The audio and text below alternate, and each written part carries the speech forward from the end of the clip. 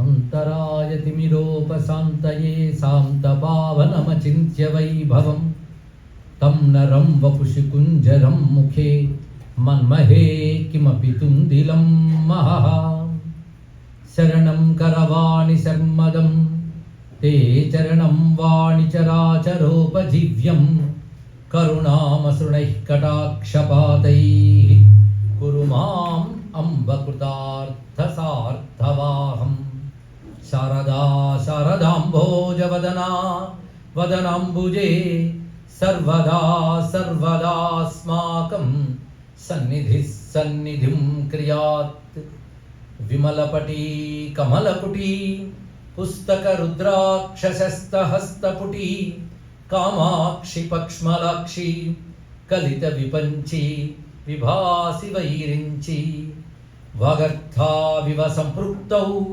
వాగర్థ ప్రతిపత్తయే జగతః పితరౌ వందే పార్వతీ పరమేశ్వరౌ గురవే సర్వలోకానాం భిషజే భవరోగిణాం నిధయే సర్వవిద్యానాం దక్షిణామూర్తయే నమః నారాయణ సమారంభాం వ్యాసశంకరమధ్యమాం అస్మదాచార్యపర్యంతాం వందే గురుపరంపరాం నారాయణం నమస్కృత్య నరం చైవ నరోత్తమం దేవీం సరస్వతీం వ్యాసం తతో జయముదీరయేత్ యజ్ఞేశ అచ్యుత గోవింద మాధవ అనంత కేశవ కృష్ణ విష్ణో హృషీకేశ వాసుదేవ నమోస్తుతే శివ శివేతి శివేతి శివేతి వా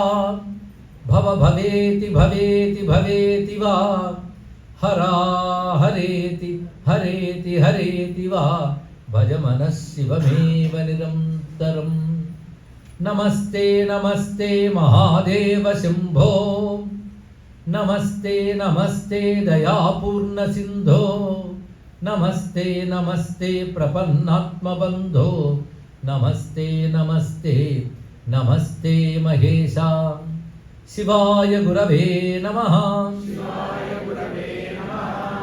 శివాయ గురవే నమః శివాయ గురవే నమః శ్రీమాత్రే నమః శ్రీ విష్ణురూపాయ నమః శివాయ నమో మహద్భ్యో ఋషిభ్యో గురుభ్యో నమః. ఆలయంలో వెలిసి అనుగ్రహిస్తున్న శివ విష్ణువాది దేవతలందరికీ కూడా నమస్కరించుకుంటూ స్వామి సన్నిధిలో చెప్పుకు వస్తున్న శివసహస్రనామ భాష్యం ఇవాళ 6వ పూటలోకి ప్రవేశించింది. ఇప్పుడు ఇది ఏ విధంగా క్రమం వచ్చిందో స్మరించుకుంటూ మొదట బ్రహ్మదేవుని నుంచి క్రమంగా భూమికి తండి మహర్షి ద్వారా వచ్చి ఆ క్రమంలో ఉపమన్యువు దాన్ని స్వీకరించాడు మార్కండేయుని ద్వారా. ఆ ఉపమన్యువు శ్రీకృష్ణ పరమాత్మకు ఉపదేశిస్తున్నాడు. ఆ శ్రీకృష్ణుడు ధర్మరాజు ప్రార్థన మేరకు భీష్మ పితామహుని యొక్క కోరిక మేరకు ఆయన ఉపదేశిస్తున్నాడు. ఇది అలా కృష్ణ ముఖోద్గీతమైనటువంటి ఈ భవ్యమైన శివసహస్రనామాల్లో నిన్నటి వరకు చెప్పుకున్న నామాల్లో మహేశ్వర అన్న నామం వరకు వచ్చాం. అంతకుముందు మహానాద, గొప్ప నాదస్వరూపుడు అనే సంగీతం అంతా శివస్వరూపంగా భావన చేయడం ఒక విశేషమైన అంశం. అదే స్వరములు ఆయన బలం నుంచి వచ్చే స్వరములకు మూలమైన నాదం ఆయన. అలాంటి నాదస్వరూపుడు ప్రణవస్వరూపుడు. ప్రణవమే అక్షరాలకి స్వరాలకి కూడా మూలం కనుక ప్రణవమే పరమేశ్వరుని యొక్క రూపము. అందుకే లింగం అనే మాట చెప్పినప్పుడు నేను కొన్ని విషయాలు చెప్పుకున్నాను. రూపములకి కారణమైనది, తనకు రూపం లేనిది అయినది లింగం అన్నాం. అలాగే దృశ్య ప్రపంచంలో 2 ఉంటాయి మనకి. ఒకటి రూపం, రెండవది శబ్దం. శబ్దం అక్షరాలుగా స్వరాలుగా వస్తుంది. రూపాలు వివిధ జీవులుగా వస్తూ ఉంటాయి. వివిధ జీవులుగా వచ్చిన రూపాలకు మూలమైనటువంటి బీజస్వరూపము మహాలింగమైతే, వివిధ అక్షరాలుగా స్వరాలుగా వచ్చినటువంటి శబ్దములకు మూలం ప్రణవం. కనుక ప్రణవానికి శబ్దలింగం అని పేరు. ఓంకారం పేరు శబ్దలింగం. అంటే శబ్దలింగ స్వరూపుడే పరమేశ్వరుడు, ప్రణవ రూపుడే గోచరిస్తున్నాడు. ప్రణవం శివస్వరూపమే. అందుకే ప్రణవానికి 5 భాగములు ప్రధానంగా ఉంటాయి. అవి అకార, ఉకార, మకార. సూక్ష్మంలోకి పెడితే వాటన్నిటి 2 భాగాలు చేసి బిందునాద అన్నారు. రుద్రపరంగా అన్వయించినప్పుడు దాని 11 భాగాలు చూపించారు ప్రణవంలో. ఆ 11 భాగాల ప్రణవమే రుద్రుడు అని చెప్పాం. ఇప్పుడు 5 భాగాలుగా చేసినప్పుడు శివుని యొక్క 5 వదనాలు అకార ఉకార మకార బిందు నాదములు, అవి సజ్జోజాత వామదేవ అఘోర తత్పురుష ఈశాన అనబడే ముఖములు. ఆ ముఖముల నుంచి వాటి సారముగా 5 అక్షరాలు వచ్చాయి. అదే పంచాక్షరి మంత్రం శివాయ నమః లేదా నమశివాయ. పైగా 5 ముఖాలు సర్వ ఆగమములు అని చెప్పుకున్నప్పుడు 5 ముఖాల నుంచి ఒక్కొక్క ముఖం నుంచి ఒక్కొక్క అక్షరం చొప్పున స్వామికి వచ్చినది అంటే సర్వ ఆగమ సారమే ఆ దివ్యమైన శివమంత్రము అని స్పష్టమవుతున్నది. అది మహానాదహ దగ్గర ఇంత భావన చేసుకుని క్రమంగా మహేశ్వర అనే నామం దగ్గరకు వచ్చాం. శివునికి మహేశ్వరుడు అని పేరున్నది. ఈశ్వర అంటే ప్రభువు శాసించువాడు అని అర్థం. ఇక్కడ ఈయన శాసించువాడు అని ఈశ్వరుని చెప్పడం మాత్రమే కాకుండా మహేశ్వర అని కూడా అన్నారు. సాధారణంగా ఈశ్వర శబ్దం అనగానే మన శివుడు గుర్తుకొస్తాడు. మహేశ్వర, సర్వేశ్వర, విశ్వేశ్వర, జగదీశ్వర ఇత్యాది నామాలతో స్వామిని మనం కీర్తిస్తుంటాం. ఇది ఈశ్వర అనే ఒక శబ్దము ఎక్కడికి వెళ్ళి నిలబడాలా అని ఒకసారి బయలుదేరింది. ఆ బయలుదేరినప్పుడు ముందు నరుల ప్రభువు దగ్గరికి వచ్చి అక్కడ సెటిల్ అయ్యి నరేశ్వర అనిపించుకుంది. కానీ అక్కడ ఉన్నాక తనకు తెలిసింది దీనికుంటే పైన ఇంకోటి ఎవరో ఉన్నారని అలా బయలుదేరి దేవతల ప్రభువు దగ్గరికి వెళ్ళి సురేశ్వర అనిపించుకుంది. అలాగే ఆయా దిక్పాలకు లోకాలకు వెళ్ళి ఆయా ఈశ్వర అనిపించుకుంటూ ఇదేమి ఫైనల్ రెస్టింగ్ పాయింట్ కాదు, పైన ఇంకేదో ఉందని తిరిగి తిరిగి తిరిగి కైలాసానికి వచ్చి శివుని వద్ద దగ్గర అక్కడ స్థిరపడిపోయింది ఈశ్వర శబ్దం. ఇంత రమ్యమైన భావాన్ని శ్రీనాథ మహాకవి ఇతర దుర్ధరమగు ఈశ్వర శబ్దంబు వలచి యవ్వని బాయ నలభులీలా అన్నాడు. అంటే ఈశ్వర శబ్దం భరించడం మహా కష్టం అండి. రాజు అనిపించుకోవాలని అనుకుంటాం కానీ రాజుగా ఉండగలమా? మహా కష్టం. కానీ ఇతరులు భరించలేట ఈశ్వర శబ్దం. అది వెళ్ళి ఈయన దగ్గరే స్థిరపడిపోయింది కనుక ఇది మహేశ్వరుడు అన్నారు.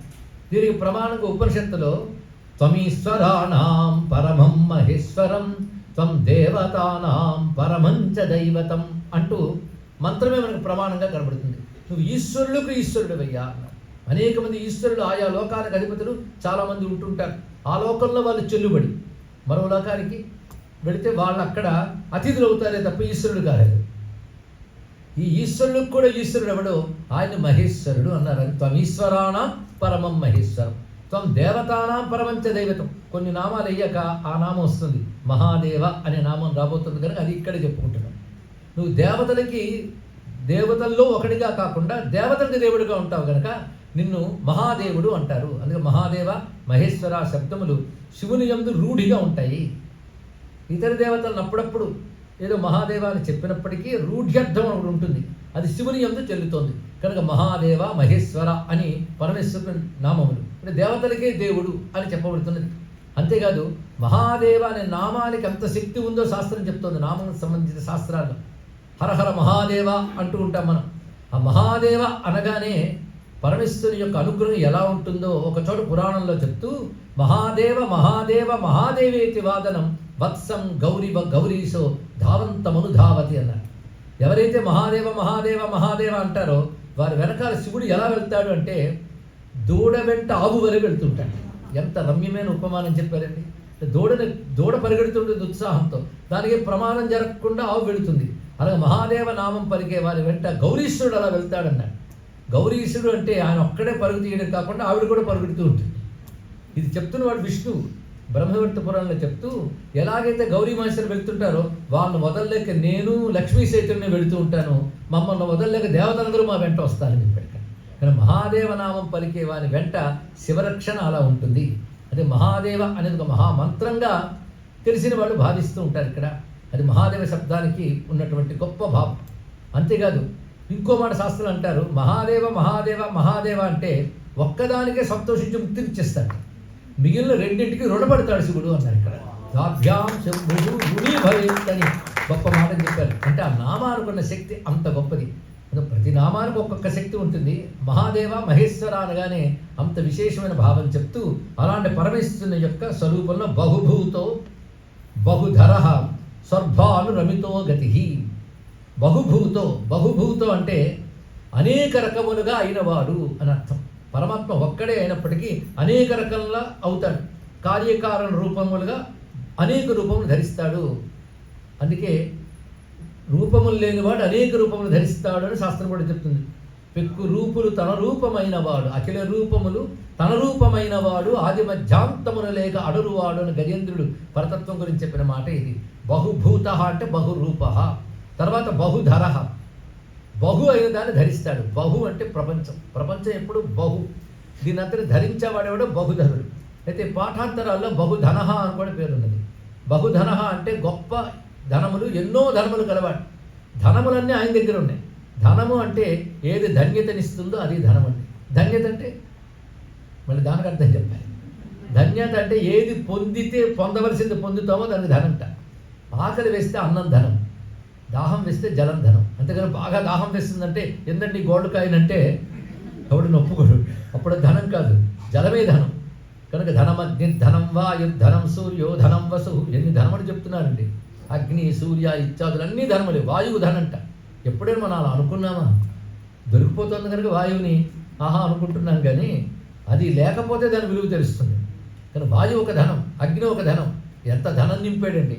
ఇలా ఎన్ని ధనాలని చెప్తాం? బహుధన, బహుధనములు కలవాడు. అంతేకాదు బహుధనములు ఇచ్చువాడు అని కూడా చెప్తున్నారు. కానీ బహుధన బహుభూత. తన స్వర్భాను. స్వర్భాను అనే శబ్దానికి మామూలుగా సాహిత్యార్థం ప్రకారం ఇస్తే రాహువు అని అర్థం ఉంది. అంటే గ్రహమును కప్పుతాడండి. సూర్యచంద్రుడిని కప్పేటప్పుడు రాహువు కేతు అని చెప్తుంటాం. కేతునామం ఎదురుకు వచ్చింది. ఇప్పుడు అక్కడే గ్రహపతి ఇత్యాది నామాలతో పాటు ముఖ్యంగా మనకి రాహు పేరు కూడా అక్కడ వచ్చింది. కానీ విడిగా ఇక్కడ స్వర్భాను అని చెప్పారు కనుక రాహువు అని ప్రత్యేకంగా చెప్పినట్టుగా కనబడుతున్న ఇంకొక అర్థం కూడా తెలుసు. స్వహ భానువు. స్వహ అంటే స్వర్గాది లోకములు, భానువు అంటే ప్రకాశింపజేయవాడు. ఇక్కడ ఇది సముచితం. ఇది స్వర్గాది లోకములకు కూడా ఆయన ప్రకాశకారుడు. కేవలం భూమికి మాత్రమే కాదు. నమ క్షేమ్యాయచ యామ్యాయచ అని రుద్రంలో చదువుతాం. క్షేమ్య యామ్య అనే పదములకి ఏం చెప్పారంటే క్షేమమున్న లోకం అంటే స్వర్గాది లోకములు అని చెప్పారు. యామ్యాయచ అంటే యమలోకము మొదలైనవి. అక్కడ ఇక్కడ కూడా అంతర్యామిగా ఉన్నటువంటి వాడు రుద్రుడే అని చెప్పారు. ఆ క్షేమ్యాయచ కనుక స్వర్భాను, స్వర్గాది లోకముల్ని ప్రకాశింపజేయువాడు. వాటికి కూడా ప్రకాశం ఇస్తున్నాడు ఆయన. భూమికి ఎలా ఇస్తున్నాడు, వాటికి అలాగే ఇస్తున్నాడు. అమిత గతి. అమిత అంటే పరిమితి లేనివాడు, అనంతుడు. గతి అంటే దిక్కైనవాడు. నువ్వే నాకు గతి అంటాం కదా. కనుక అందరికీ గతి అయినవాడు ఆయనే, ఆశ్రయమైనవాడు. అయితే మాకు మాత్రం ఆయన గతి కాదండి అన్నాడు ఒక ఆయన. మాకు వేరేవాడు గతి అని. దీని గురించి శాస్త్రం ఏం చెప్తుందంటే, మీరు ఎక్కడ కూర్చున్నారండి అంటే ఒక ఆయన కుర్చీ మీద కూర్చున్నాను అన్నాడు, ఇంకొక ఆయన నిచ్చెనెక్కాను అన్నాడు, ఇంకో ఆయన చెట్టు మీద కూర్చున్నాను అన్నాడు. ఒక్కడు మర్చిపోతున్నారు, వీళ్ళందరూ భూమి మీద ఉన్నారు. ఇది అసలు గతి. కనుక నాకు గతి అనగానే దగ్గర దొరికేది నువ్వు చెప్తావు, కానీ అన్నిటికీ ఆధారమే కూడా ఉన్నాడు. అందుకే సర్వాధారభూతులైన వాడు గతి. అంతేకాదు భక్తులకైతే భగవంతుడు తప్ప మరొకటి గతి కాదు. అంటే వాళ్ళు తెలివైన వాళ్ళు అంటారు. భక్తులు తెలివైన వాళ్ళు. అందరికీ ఎవడు గతో వాడు గతిని పట్టుకున్నారు. తెలివి తక్కువ వాళ్ళు అందరికి గతి అయిన వాడిని మర్చిపోతున్నారు అంతే. ఇక్కడ కనుక భక్తుడు ఆస్తికుడు అంటే తెలివైన వాడు అర్థం చేసుకోవాలి. ఈ మాట నేననలేదు. భారతంలో ధర్మరాజు అంటాడు, మూర్ఖుడు ఎవరయ్యా అంటే నాస్తికుడు అన్నాడు, నాస్తికుడు ఎవరయ్యా అంటే మూర్ఖుడు అన్నాడు. రెండు యక్ష ప్రశ్నలో వస్తాయి. రెండు కూడా ఆలోచించవలసిన అవసరం లేదు. మొత్తానికి అసలు గతి అయినా ఎలాంటి గతి? అమిత గతి. ఈ రెండు కలపచ్చు. అమితమైన గతి, అనంతమైన గతి అయిన అంటే కొంతకాలం అండి, తర్వాత ఇంకోడు లేదు. అనంత గతి స్వరూపుడు. ఆ తర్వాత మొదలవుతున్నాయి పరమేశ్వరుని యొక్క నటరాజనామములు మొదలవుతున్నాయి. నృత్యప్రియో నిత్యనత్తో నర్తక సర్వలాలస. మరికొన్ని నామాలు అయ్యాక మహాగీతో మహానృత్యో యప్సరో గణసేవిత అని ఒక నామం వస్తుంది. అదేవిధంగా సభావన అని 689వ నామంలో సభావన అన్నాడు. ఇవన్నీ కూడా నటరాజ సంబంధమైనటువంటి నామములు. శివుని మూర్తులు ఒక్కొక్కటి మనం ప్రతిరోజు పరామర్శ చేసుకుంటున్నాం. నిన్న కూడా అర్ధనారీశ్వర రూపం వచ్చింది, ఆదికిరాత రూపం వచ్చింది, ఇత్యాది రూపములు వచ్చాయి. పంచవదన స్వరూపం కూడా మనం ధ్యానించుకున్నాం. ఇప్పుడు వస్తున్నది నటరాజ స్వరూపం. శివుని యొక్క మూర్తుల్లో అనేక మూర్తులు ఉన్నాయి ఆయనకి. కానీ ప్రధానంగా ఆగమాల్లో 25 మూర్తులు చెప్పారు. అంటే 25 రకాల మూర్తులు చెప్పారు. అందులో సర్వశ్రేష్టములు కొన్ని మళ్ళీ తెలియజేస్తున్నారు. అవేమిటి అంటే, ఒకటి దక్షిణామూర్తి. శివమూర్తుల్లో గొప్ప స్వరూపం దక్షిణామూర్తి. అందుకే దక్షిణామూర్తి శివుడే ఒక చోటు చెప్తాడు, క్షేత్రాల్లో కాశీ ఎలాంటిదో, మూర్తుల్లో దక్షిణామూర్తి ఎలాంటిదో, మంత్రాల్లో పంచాక్షరి ఎలాంటిదో అని మాట్లాడతాడు ఇక్కడ. అంటే మూర్తుల్లో దక్షిణామూర్తి స్వరూపం అంత విశేషంగా చెప్పారు. అలాగే మరొక మూర్తి అర్ధనారీశ్వర మూర్తి. మూడవ మూర్తి సోమాస్కందమూర్తి. అంటే ఉమాదేవితో స్కందునితో ఉన్నటువంటి మూర్తి. వృషభ వాహనంపై ఉమాదేవత ఉంటాడు, మధ్యలో కుమారస్వామి ఉంటాడు. అది సా ఉమా స్కంద. ఇది కూడా మనకి అనేక శైవాలయాల్లో ఈ మూర్తి కనబడుతుంటుంది. ఆ సోమాస్కంద మూర్తిని ప్రదోషనాయిక అని చెప్పి ప్రదోష కాలంలో పూజ చేస్తుంటారు వృషభ వాహనారూఢుడిగా. ఇవి ప్రధాన మూర్తులు: దక్షిణామూర్తి, అర్ధనారీశ్వరమూర్తి, సోమాస్కందమూర్తి, నటరాజమూర్తి. ఈ నటరాజమూర్తి చాలా విశేషమైన మూర్తి. ఈయన మరొక పేరు చిదంబర దక్షిణామూర్తి. అంటే ఈయన దక్షిణామూర్తి స్వరూపం. కూర్చుంటే దక్షిణామూర్తి, లేస్తే నటరాజు అండి. అది తేడా. ఇద్దరు ఒకేలా ఉంటారు. మీరు పరిశీలిస్తే దక్షిణామూర్తి స్వరూపం కూడా అగ్ని డమరకం పట్టుకుని ఉంటారు. అయితే ఈ చెయ్యి అభయహస్తం డోలాహస్తం బదులుగా పుస్తకము చిన్ముద్ర పట్టుకుని నిదానంగా కూర్చుంటాడు. ఆ కూర్చున్నప్పుడు ఇద్దరు కూడా ఒక దైత్యుడి మీద పాదం పెట్టినట్టు ఉంటుంది. ఆ దైత్యుడి పేరు అపస్మారుడు. అపస్మారుడైన దైత్యుడి మీద కుడి పాదం పెట్టి ఎడం పాదాన్ని ఎత్తు కుడి తొడ మీద పెట్టుకుంటాడు. అది వీరాసనాల్లో ఒక పద్ధతి. అది తర్వాత చిన్ముద్ర కుడి చేత్తో ఎడం చేత్తో పుస్తకం పట్టుకుని పై రెండు చేతుల్లో కూడాను డమరుకము అగ్ని ధరించి ఉంటాడు. ఎడం పాదం పైకి ఎత్తి ఉంటాడు చిదంబర దక్షిణామూర్తి. అయితే ఈ దక్షిణామూర్తి ఎడం పాదాన్ని పైకి ఎత్తి కుడి తొడ మీద పట్టుకున్నాడు. ఇది పరిశీలించవలసింది. అందుకే స్థిరంగా కూర్చున్నవాడు దక్షిణామూర్తి అయితే సలనంగా కనిపించేవాడు నటరాజస్వామి అన్న. అదే శక్తి కూడా రెండు రకాలు ఉంటుంది కదా. ఒకటి స్టాటిక్, డైనమిక్, కైనటిక్ అని చెప్తుంటాను. స్థిర చైతన్య చర చైతన్యములు రెండు ఆయనేనండి. మొట్టమొదటి కదలనివాడు. ఆ కదలనివాడిని ఎంత స్ట్రెస్ చేశారు. స్థిర, స్థాను, ధ్రువ. కదలనివాడు అన్నాడు. కదలికే తానైన వాడు అయ్యాడు. ఇక్కడ కదలినవాడు ఆయనే, కదిలేవాడు ఆయనే. ఎంత కదులుతాడు కదలడా, ఏదో ఒకటి చెప్పండి. అంటే ఉపనిషత్తు చెప్పింది దీని సమాధానం. తదేజతి తన్నైజతి తద్దూరే తద్వంతికే అనే మాట. తదేజతి అది కదులుతుంది, తన్నైజతి కదలదు. అంటే కదులుతుందంటే కదులుతుంది, కదలదంటే కదలుతుంది. రెండును. నువ్వు ఆయన కదలికను తెలుసుకోలేవు. తాను అన్నిటినీ కదిలిస్తాడు, తను కదలకుండా ఉంటాడు. కనుక ఆయన ఆధారం చేసిన అన్నీ కదులుతున్నప్పుడు ఆయన కదులుతున్నట్టు కనపడతాడు. ఆయన వల్ల ఇవన్నీ కదలిక ఉన్నాయి, వాటికి లేకపోతే కదలికే లేదనమాట. ఇది వేదాంతం చెప్తే అయోమయం అంటాం. కానీ న్యూక్లియర్ సైంటిస్ట్ మొట్టమొదటిగా అణువులో జరిగే దాని గురించి మాట్లాడుతూ ఓపెన్ హ్యామర్ అనేటువంటి వాడు గొప్ప మాట చెప్పాడు. ఆ అణువులో కదలిక ఉందా అంటే ఉందని చెప్పలేమన్నాడు, లేదా అంటే లేదని చెప్పలేమన్నాడు. అంటే సైన్స్ డెవలప్ అయితే అది హిందూ ఫిలాసఫీ అవుతుందని మళ్ళీ తెలిసింది. సరిగ్గా ఓపెన్ హ్యామర్ మాట ఇక్కడ మనం ప్రస్తావన చేసుకుంటున్నాం. అందుకే నటరాజు గురించి ఎంతమంది పరిశోధనలు చేశారో ఆ కారణం చేత నిన్న మనం చెప్పుకున్నాం. అణుశాస్త్ర విజ్ఞాన కేంద్రం సెర్న్లో నటరాజు విగ్రహం పెట్టారు. ఎందుకు అది అంటే న్యూక్లియర్ సైన్స్ మీద పరిశోధన చేసిన మొదటి శ్రేణి సైంటిస్టుల్లో ఫ్రిడ్జాఫ్ కాప్రా అని ఒక ఆయన ఉండేవాడు. ఆయన ప్రత్యేకించి ఒక నటరాజు విగ్రహాన్ని చూశాడు. అది మ్యూజియంలోనూ షాప్లోనూ చూశాడు. చూసిన వెంటనే ఆశ్చర్యపోయాడు. ఇది ఎక్కడిది అని అడిగాడండి. ఇది భారతదేశంలో ఉంటుంది అని చెప్పారు. ఆయన అంతకుముందే ఒక అణువులో జరిగే పరిణామానికి డయాగ్రామ్ వేసుకున్నాడు. తాను ఎలా డయాగ్రామ్ వేసుకున్నాడు అలా ఉంది నటరాజు విగ్రహం. ఆశ్చర్యచతురైపోయాడు. అంటే depicts the nuclear science, the secret of nuclear science అని తెలుసుకుని ఆయన భారతదేశానికి వచ్చి పరిశోధన చేశారండి. చాలా చేసి ఆయన she was dance is nothing but the cosmic dance అన్నాడు. అని చెప్పడమే కాకుండా తావు ఆఫ్ ఫిజిక్స్ అనే పుస్తకాన్ని రాసి అందులో కాస్మిక్ డ్యాన్స్ ఆఫ్ శివ అని పెద్ద చాప్టర్ రాశాడు. దాని తర్వాత బ్రిటిష్ మ్యూజియంలో క్యూరేటర్గా పనిచేసినటువంటి పెద్దవారు ఇక్కడ మహానుభావుడు కుమారస్వామి అనే అతను అక్కడే పుట్టి పెరిగాడు కానీ ఆరిజిన్ ఇండియన్.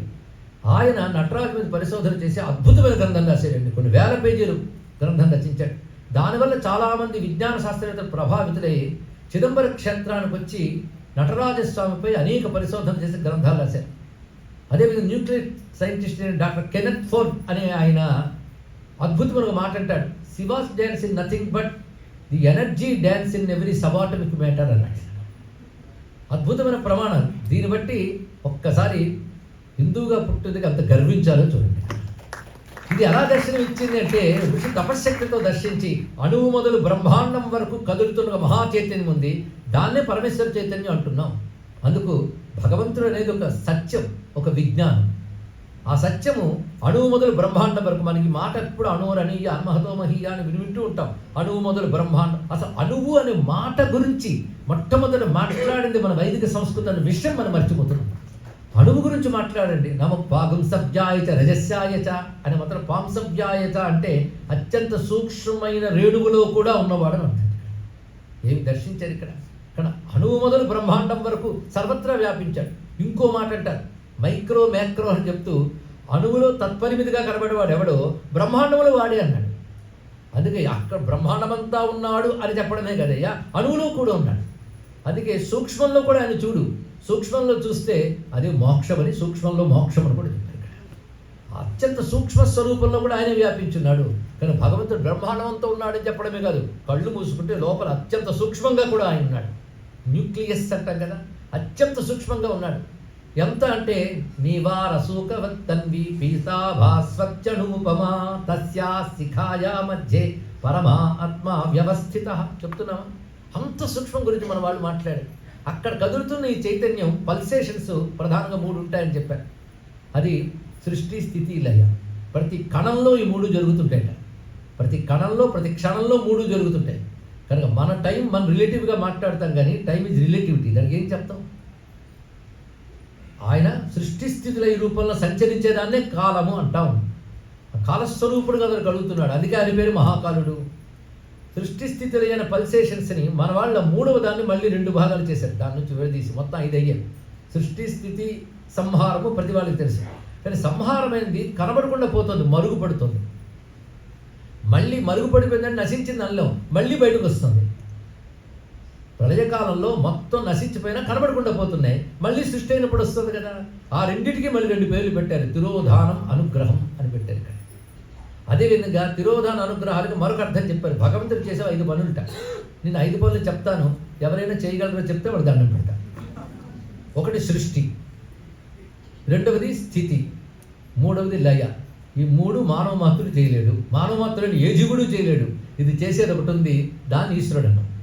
ఇంకా మరో 2 పనులు ఉన్నాయి, అవి సూక్ష్మం. అదేమిటంటే జ్ఞానం లేకుండా ఈ కర్మంలో పడి తిరుగుతూ, ఇదే సత్యమని తిరుగుతూ సంసారంలో పడిన వాళ్ళు మళ్ళీ జన్మలు ఎత్తుతూ ఈ సంసారంలో ఉంటారు. ఏం బాధపడక్కర్లేదు.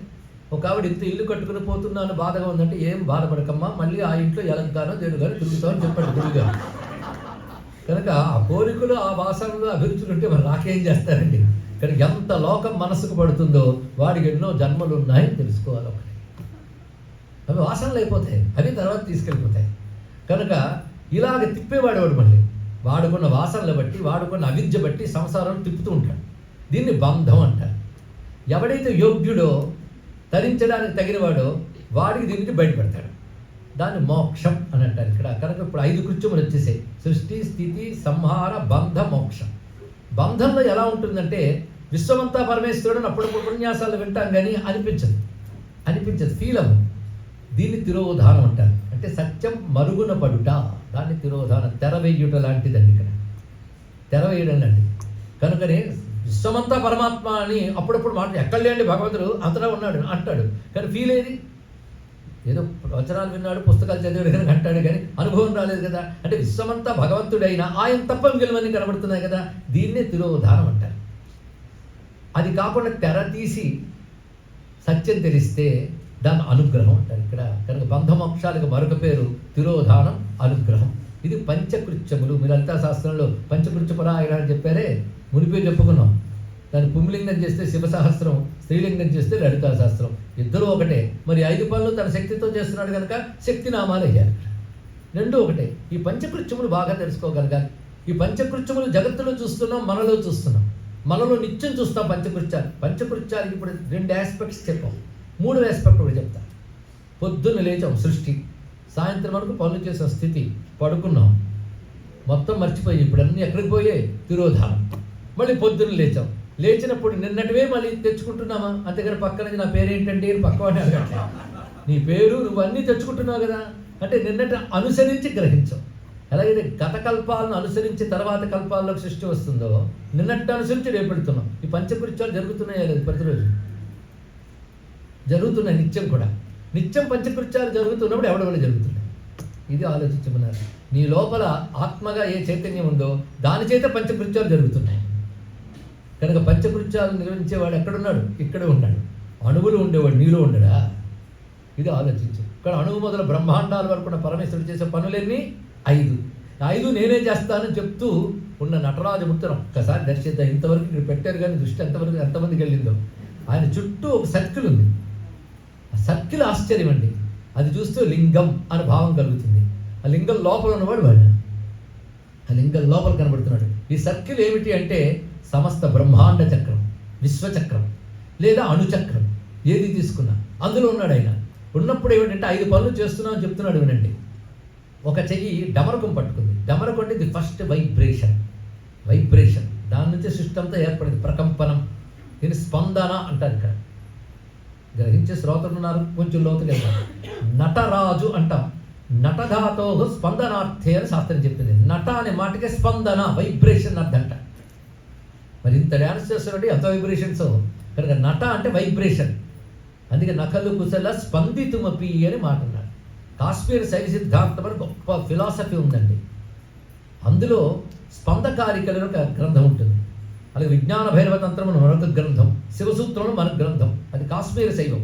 అది కేవలం రిచువల్స్ కంటే ఫిలాసఫీకి ప్రాధాన్యం ఇస్తుంది. ఎక్కువ ఆలోచనలు ఉంటాయి కదా. అది తంత్రం అని పేరు పెట్టారు.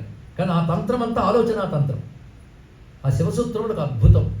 అందుకే కాశ్మీరం మనది, గుర్తుపెట్టుకోండి ఎప్పుడు కూడా. ఈ జ్ఞానం అంతా అక్కడి నుంచే ప్రవహించింది.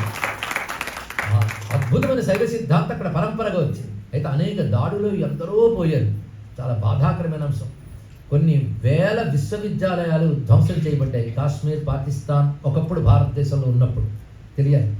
ఎవరైతే పోయిందండి, ఏ మతం వారే పోయింది అని పెద్ద ఉదార వాక్కులు ఆడతామే, రేపు నిన్ను బతకనివ్వడం తెలుసుకోండి. అలా ఎన్ని ధ్వంసములు అయిపోయో ఏదో కొద్దిగా మిగిలాయి. ఒకానొక యోగీశ్వరుడు శైవ సిద్ధాంతంలో చివరి మెరుపుల్లో కొంతమంది మిగిలేరండి. అదేమిటో ఈ భారతీయ సంస్కృతి. ఎంత నాశనమైన బీజంలో ఎవడో మిగిలిపోయి ఉంటాడు. తర్వాత వాడి ద్వారా మళ్ళీ వస్తుంది. వారి ద్వారా ఈ గ్రంథాలన్నీ వెలువడ్డాయి. నేను గ్రంథాలు వ్యాఖ్యానం చేయట్లేదు, నాకు తెలుసు శివశాస్త్రమే చెబుతున్నాను. కానీ దాంట్లో ఈ స్పందకారిక అనే మాట చెప్పాడు ఇక్కడ. స్పందన అది నకలు కుశల స్పందిపి అని చూస్తున్నాం. పరమేశ్వరుడు ప్రథమ స్పందన.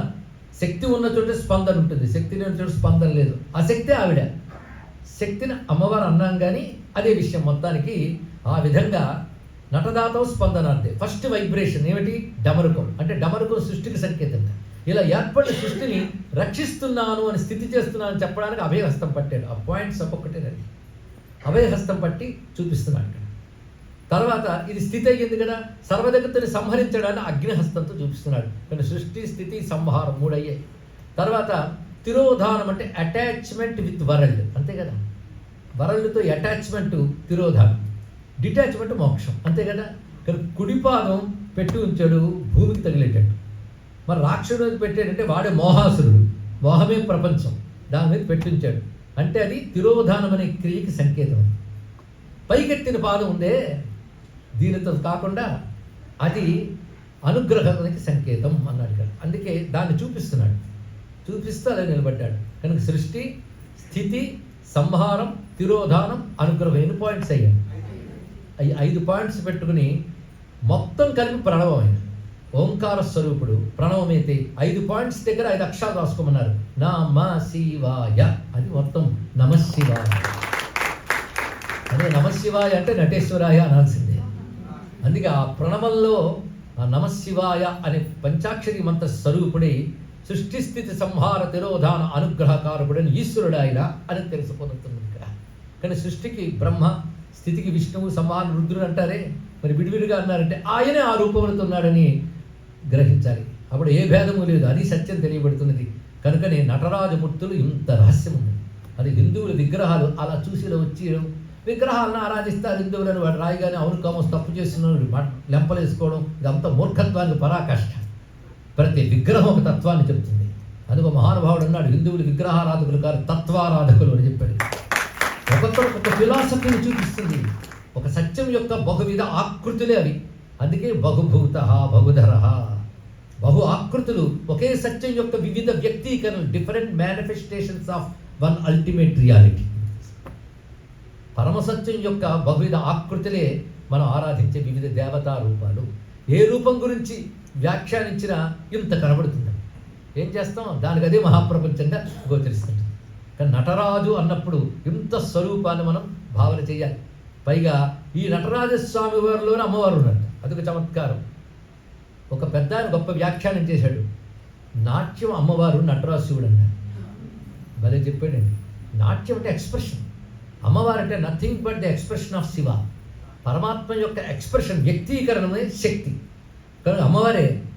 ఇప్పుడు నటరాజు అని టైటిల్ ఆయనకి ఎందుకు వచ్చింది? నాట్యం వల్ల, అంటే అమ్మవారి వల్ల ఆయన పేరు వచ్చింది. ఇది బాగుంది. అప్పుడు శివశక్త్యాయుక్తో యది భవతి శక్త ప్రభూతం నచేదేవం దేవో నకలు కుశల స్పందితుమపి అతస్వామారాజ్యాం హరిహర విరించాది విరపి ప్రణంతం స్తోతం వా కథమకృత పుణ్య ప్రభవతి. ఈ నాట్యం గురించి చెప్పాలంటే దానికి ఒక సప్తాహమో నవాన్నమో అవసరం. అనుభవంతో చెప్తున్నాను, మీకు సందేహం లేదు. అంత ఉంది నటరాజు గురించి. ఆయనపై అంత వాంగ్మయం కూడా ఉంది. డేవిడ్ స్మిత్ అని ఒక పాశ్చాత్యుడు చిదంబరంలో నటరాజస్వామిపై ఎంత అద్భుతమైన గ్రంథం రచించాడు. అదొక ప్రాచీనమైన కుంచితాంఘ్రిస్తవం అనేటువంటి ప్రాచీన గ్రంథానికి ఇంగ్లీష్లో ఆయన దాని గురించి భాష్యం రచించాడు. మొట్టమొదటి చదివి అందులో శ్లోకాలు చూసుకుని మళ్ళీ మూల గ్రంథం చదువుకుంటే అది చెప్దామంటే మరి 9 రోజులు పట్టింది. అంటే దీని గురించి చెప్పడం ఏంటంటే ఎంత వాంగ్మయం, ఎంత జ్ఞానం మనకుంది. మనం దానికి వారసులు, మన గర్వం, అదేవిధంగా దానిపై గౌరవం కలిగితే చాలు. భారతీయుడికి 2 ఉండాలి, గర్వం, గౌరవం. ఈ సంస్కృతికి వారసుడు గర్వం ఉండాలి, దానిపై గౌరవం ఉండాలి. ఈ 2 ఉంటే జ్ఞానం అదే వస్తుంది. గౌరవం లేని వాడికి నెగిటివ్ థాట్ ఉంటుంది కదా, ఏ జ్ఞానం రాదు. అది అబ్దుల్ కలాం గారు చెప్తారు, భారతీయ సంస్కృతిపై ప్రైడ్ ఉంచండి అన్నాడు. ఆ ప్రైడ్ కావాలండి మనకి. ఇవన్నీ విన్నాక ప్రైడ్ కాదు మరేం వస్తుంది. కనుక నటరాజు గురించి చాలా చాలా ఉంది. ఆయన పేరు నటరాజు. నృత్య నట ఇవన్నీ ఒకే శబ్దములు. అది నృత్యప్రియో నిత్యనర్తో నర్తక సర్వలాలస. నృత్యప్రియుడు. ఎప్పుడు ఆ నాట్యం అంటే అది చాలా ప్రీతి. ఎప్పుడు నాట్యం చేస్తాడు? ఆయన నాట్యం అయితే ప్రపంచం అనిపిస్తుంది. అందుకే నిత్యనర్త, ఎప్పుడు నాట్యం చేయవాడు. నర్తక అనే మాటకి 2 అర్థాలు ఉన్నాయి. నాట్యం చేయించేవాడిని నర్తకుడు అంటారు. నర్తకుడు, నర్తించేవాడు నర్త, నర్తింపజేసేవాడు నర్తకుడు. అంటే అందరిని ఆడిస్తుంటాడు, కదిలిస్తుంటాడు. అంతేకాదు నృత్యం నేర్పే గురువుని నర్తకులు అనాలన్నారు. ఈయన గురువులకి గురువు. అందుకే ఈయన దక్షిణామూర్తి అన్నారు. చూడండి, ఆయనలాగా ఈయన ఒక రాక్షసుని తొక్కిపెట్టాడు. ఇప్పుడు అంతా విన్నాక వాడు ఎవడండి అనిపిస్తుంది కదా. వాడి గురించి కొంచెం చెప్పుకుందాం. వాడికి రకరకాల పేర్లు చెప్పారు, కానీ అన్నిటికీ కలిపి ఒకటే పేరు. వాడు అపస్మారుడు. అపస్మారుడు అంటే జ్ఞాపకం లేనివాడు. అంటే ఏది గుర్తుపెట్టుకోవాలి గుర్తుపెట్టుకోడు, పనికి వాళ్ళని గుర్తుపెట్టుకునేవాడు. వాడు అపస్మారుడు అంటారు. దీని గురించి నష్టో మోహ స్మృతిర్లబ్ధ్వా తత్ప్రసాదాత్మయాచ్యుత ఎవరన్నారు? అర్జునుడు అన్నాడు కృష్ణుడితో, మోహం పోయి స్మృతి వచ్చిందని. అంటే అంతవరకు అర్జునుడు స్మృతే లేదా? అంటే స్మృతి లేనివాడు అంటే మోహం కలిగవాడు. ప్రపంచమే సత్యం అనుకుని ఈ దేహమే నేను అనుకునే వాళ్ళందరికీ స్మృతి లేని వాళ్ళే అన్నాడు ఇక్కడ. అందరూ అపస్మృతిలో ఉన్నారు. దీనికి మరొక పేరు మాయ, దీనికి మరొక పేరు అవిద్య, దీనికి మరొక పేరు అజ్ఞానం. ఈ మాయ దాటితే కానీ భగవంతుడు తెలియబడ్డు. అది దాటే శక్తి మనకు లేదుగా, అందుకని తొక్కిపెట్టాడు దాన్ని. తొక్కిపట్టి నిలబడ్డాడు. అంటే దానిపైన ఆయన ఉన్నాడు. అంటే అజ్ఞానానికి ఆవల పరమాత్మ ఉన్నాడు. ఇది తెలుసుకోవాలి ఇక్కడ. అదే తమస పరస్తాత్ అంటూ ఉంటానే, తమస్సుకు పైన ఉన్నాడు అంటే అజ్ఞానానికి ఆవల పరమాత్మ ఉన్నాడు, ఏవల జీవుడు ఉన్నాడు. కనుక అజ్ఞానానికి ఏవల జీవుడు, అజ్ఞానికి ఆవల పరమాత్మ. కనుక జీవుడు శివుడు అవ్వాలంటే అజ్ఞానం దాటాలి. ఆ శక్తి లేనప్పుడు ఆయన తొక్కిపెడుతున్నాడు. స్థూలంగా చూస్తే దక్షిణామూర్తి అంటే జ్ఞానరూపం కనుక బుద్ధిమాంద్యమే ఆ రాక్షసుడు అన్నారు. భండమాంద్యాం ధనుజాంతకం మీరే. ఆ బుద్ధి మాంద్యం అంటే ఏది చెప్పినా గ్రహించలేనటువంటి మాంద్య ఏది ఉందో వాడు అపస్మారుడు. వాడిని తొక్కుపెట్టాడంటే మాంద్యాన్ని తొక్కుపెట్టి జ్ఞానం ఇచ్చేవాడే దక్షిణామూర్తి అని చెప్పడం ఇక్కడ. అందుకే ఎంత చెప్పినా అర్థం కాలేదని దక్షిణామూర్తి ధ్యానించుకుంటే చాలు. అర్థం కాని అజ్ఞానం ఏదో దాన్ని తొక్కుపెడతాడు. జ్ఞానం ఫ్యాకల్టీస్ చాలా ఉంటాయి. అందులో ప్రతిభ, ధారణ, ప్రజ్ఞ, స్మృతి, ఇంకా చాలా చాలా విషయాలు చెప్పారు. ఇవన్నీ జ్ఞానం ఎన్ని యాంగిల్స్లో ఉంటుందో కూడా చెప్పిందండి భారతీయ సంస్కృతి. అటువంటి దక్షిణామూర్తి స్వరూపం చెప్తున్నారు. నటరాజు చెప్పాం. నటరాజు చెప్తూ దక్షిణామూర్తి ఎందుకన్నామంటే దీనిలో కొన్ని నామాలు అయిపోయిన తర్వాత వరుసగా వేదకర, గురు, సుతీర్థ నిన్నను వచ్చింది ఒక నామం. అదేవిధంగా దక్షిణ అని మరొక నామం వస్తుంది. అది ఇక్కడే చెప్పుకుందాం. దక్షిణ అంటే దక్షిణామూర్తి అని అర్థం. ఇక్కడ దక్షిణామూర్తిని పేరు ఎందుకు వచ్చింది అంటే దక్షిణ అంటే సమర్థ, ఇది అర్థం. ఇక్కడ దక్షిణ అంటే సమర్థ, సమర్థవంతుట. ఏమిటా సమర్థత అంటే ఆయన దగ్గరే ఉంటూ ఇంకొకరి దగ్గర లేని సమర్థతను గొప్పగా చెప్పాలి. నేను చూడగలనండి అని గొప్పగా ఎవడు చెప్పాడు, అందరూ చూడగలుగుతున్నారు కదా. కనుక నాకు చూపు ఉందండి అని గర్వించడానికి ఏం లేదు, అది సాధారణం. అందరూ గుడ్డివాడే, వాడు ఒక్కడికి చూపు ఉంటే వాడిది గ్రేట్, అంతే కదా. కానీ ఎవరికి లేని దాని దగ్గర ఉంటేనే సమర్థత అన్నట్ట. ఏమిటయ్యా సమర్థత అంటే సృష్టి స్థితి లయాది కృత్యముని చెయ్యడమే ఆయన సమర్థత కనుక దక్షిణ అన్నారు. అలాంటి దక్షిణామూర్తి ఎవడయ్యా అంటే అదిగోటండి ఆ మూర్తి అది. కానీ దక్షిణామూర్తి పదమే చమత్కారం అండి. దక్షిణ అమూర్తి దక్షిణామూర్తి. ఈ సృష్టి స్థితి లయాది కృత్యములు సమర్థవంతుడు ఒక రూపంతో మూర్తిగా కనబడితే దక్షిణామూర్తి. కానీ ఆయన మూర్తి కనబడతాడు కానీ మూర్తి లేదండి అంటే దక్షిణ అమూర్తి, మూర్తి లేనివాడు. కానీ దక్షిణ అమూర్తి దక్షిణామూర్తి, మూర్తి అమూర్తి రెండు ఆయనే. అది దక్షిణామూర్తి అనే మాటకి ఎంత విశేషమైన భావము. అంతేకాదు మీరు ఎప్పుడైనా దాక్షిణ్యం అనే మాట వినుంటారు. దయా దాక్షిణ్యాలు లేవండి అంటూ ఉంటారు. చాలామంది దయ ఉంటుంది కానీ దాక్షిణ్యం ఉండదండి. రెండు మనం కరుణకి పేర్లు అనుకుంటాం కానీ కరుణకి రెండు పేర్లు కాదు, ఒకటే పేరు దయ. దాక్షిణ్యం అంటే దయ అనే మాట ముందు అర్థం తెలుసుకుందాం. అవతల వాడి దుఃఖాన్ని చూసి తట్టుకోలేక వీడికి దుఃఖం కలిగితే దయ అని పేరు. వీడు మనస్సు కరగాలన్నమాట. అది అందరికీ రాదు, అద్భుతమైన గుణం అది. అవతల వాడు దుఃఖం చూడగానే వీడి మనస్సు కరిగిపోవడాన్ని దయ అంటారు. కానీ పుట్టి కరిగిపోవడమే కాకుండా వాడు దుఃఖాన్ని పోగొట్టగలిగితే దాక్షిణ్యం అంటారు. ఇది తెలుసుకోవాల్సింది. దయ దాక్షిణ్యం. ఒక ఆయన కింద పడి ఏడుస్తూ ఉన్నాడు, నన్ను పైకి లేపండి అని. చూస్తూ చూస్తూ ఒక ఆయన ఏడుస్తున్నట్టు. ఏమిటై నువ్వు ఏడుస్తావు? నన్ను లేపకుండా అంటే లేపలేను కనుక, శక్తి లేదు కనుక నేను ఏడుస్తున్నాను అన్నాడు ఇక్కడ. ఇది దయ అండి. ఇంకొక ఆయన ధైర్య పడిపోయావా అని చెప్పి చేయి పట్టి లేపాడు. వీడికి దయ దాక్షిణ్యం రెండు ఉన్నాయన్నమాట. అది దయ దాక్షిణ్యం అంటే. కానీ ఈశ్వరుడు కేవలం దయాస్వరూపుడు మాత్రమే కాకుండా మనల్ని ఉద్ధరించగలిగే దాక్షిణ్యం కూడా కలవాడు కనుక దక్షిణామూర్తి అన్నాడు. అదే దక్షిణలోనే దయ దాగి ఉంటుంది. తన శక్తిని చూపించాడు అంటేనే దయ వల్ల కదా చూపించాడు కనుక దయ వేరే చెప్పక్కర్లేదుట. దాక్షిణ్యంలోని దయ అందులో ఇంప్లైడ్ కలిసిపోయి ఉంది కనుక దక్షిణామూర్తి అనే మాట అంత గొప్పదండి. ఇకపై ఆ మాట అన్నప్పుడు ఎంత ఆనందం కలగాలి. అందుకే దక్షిణామూర్తి ఉపనిషత్తుని ఎదుర్వేదానికి ఉంటుంది. అక్కడ చెప్తాడు దక్షిణ సేముషి ప్రోక్త అని అర్థం చెప్పాడు. దక్షిణ అంటే మేధాశక్తి అని అర్థం, బుద్ధిశక్తి.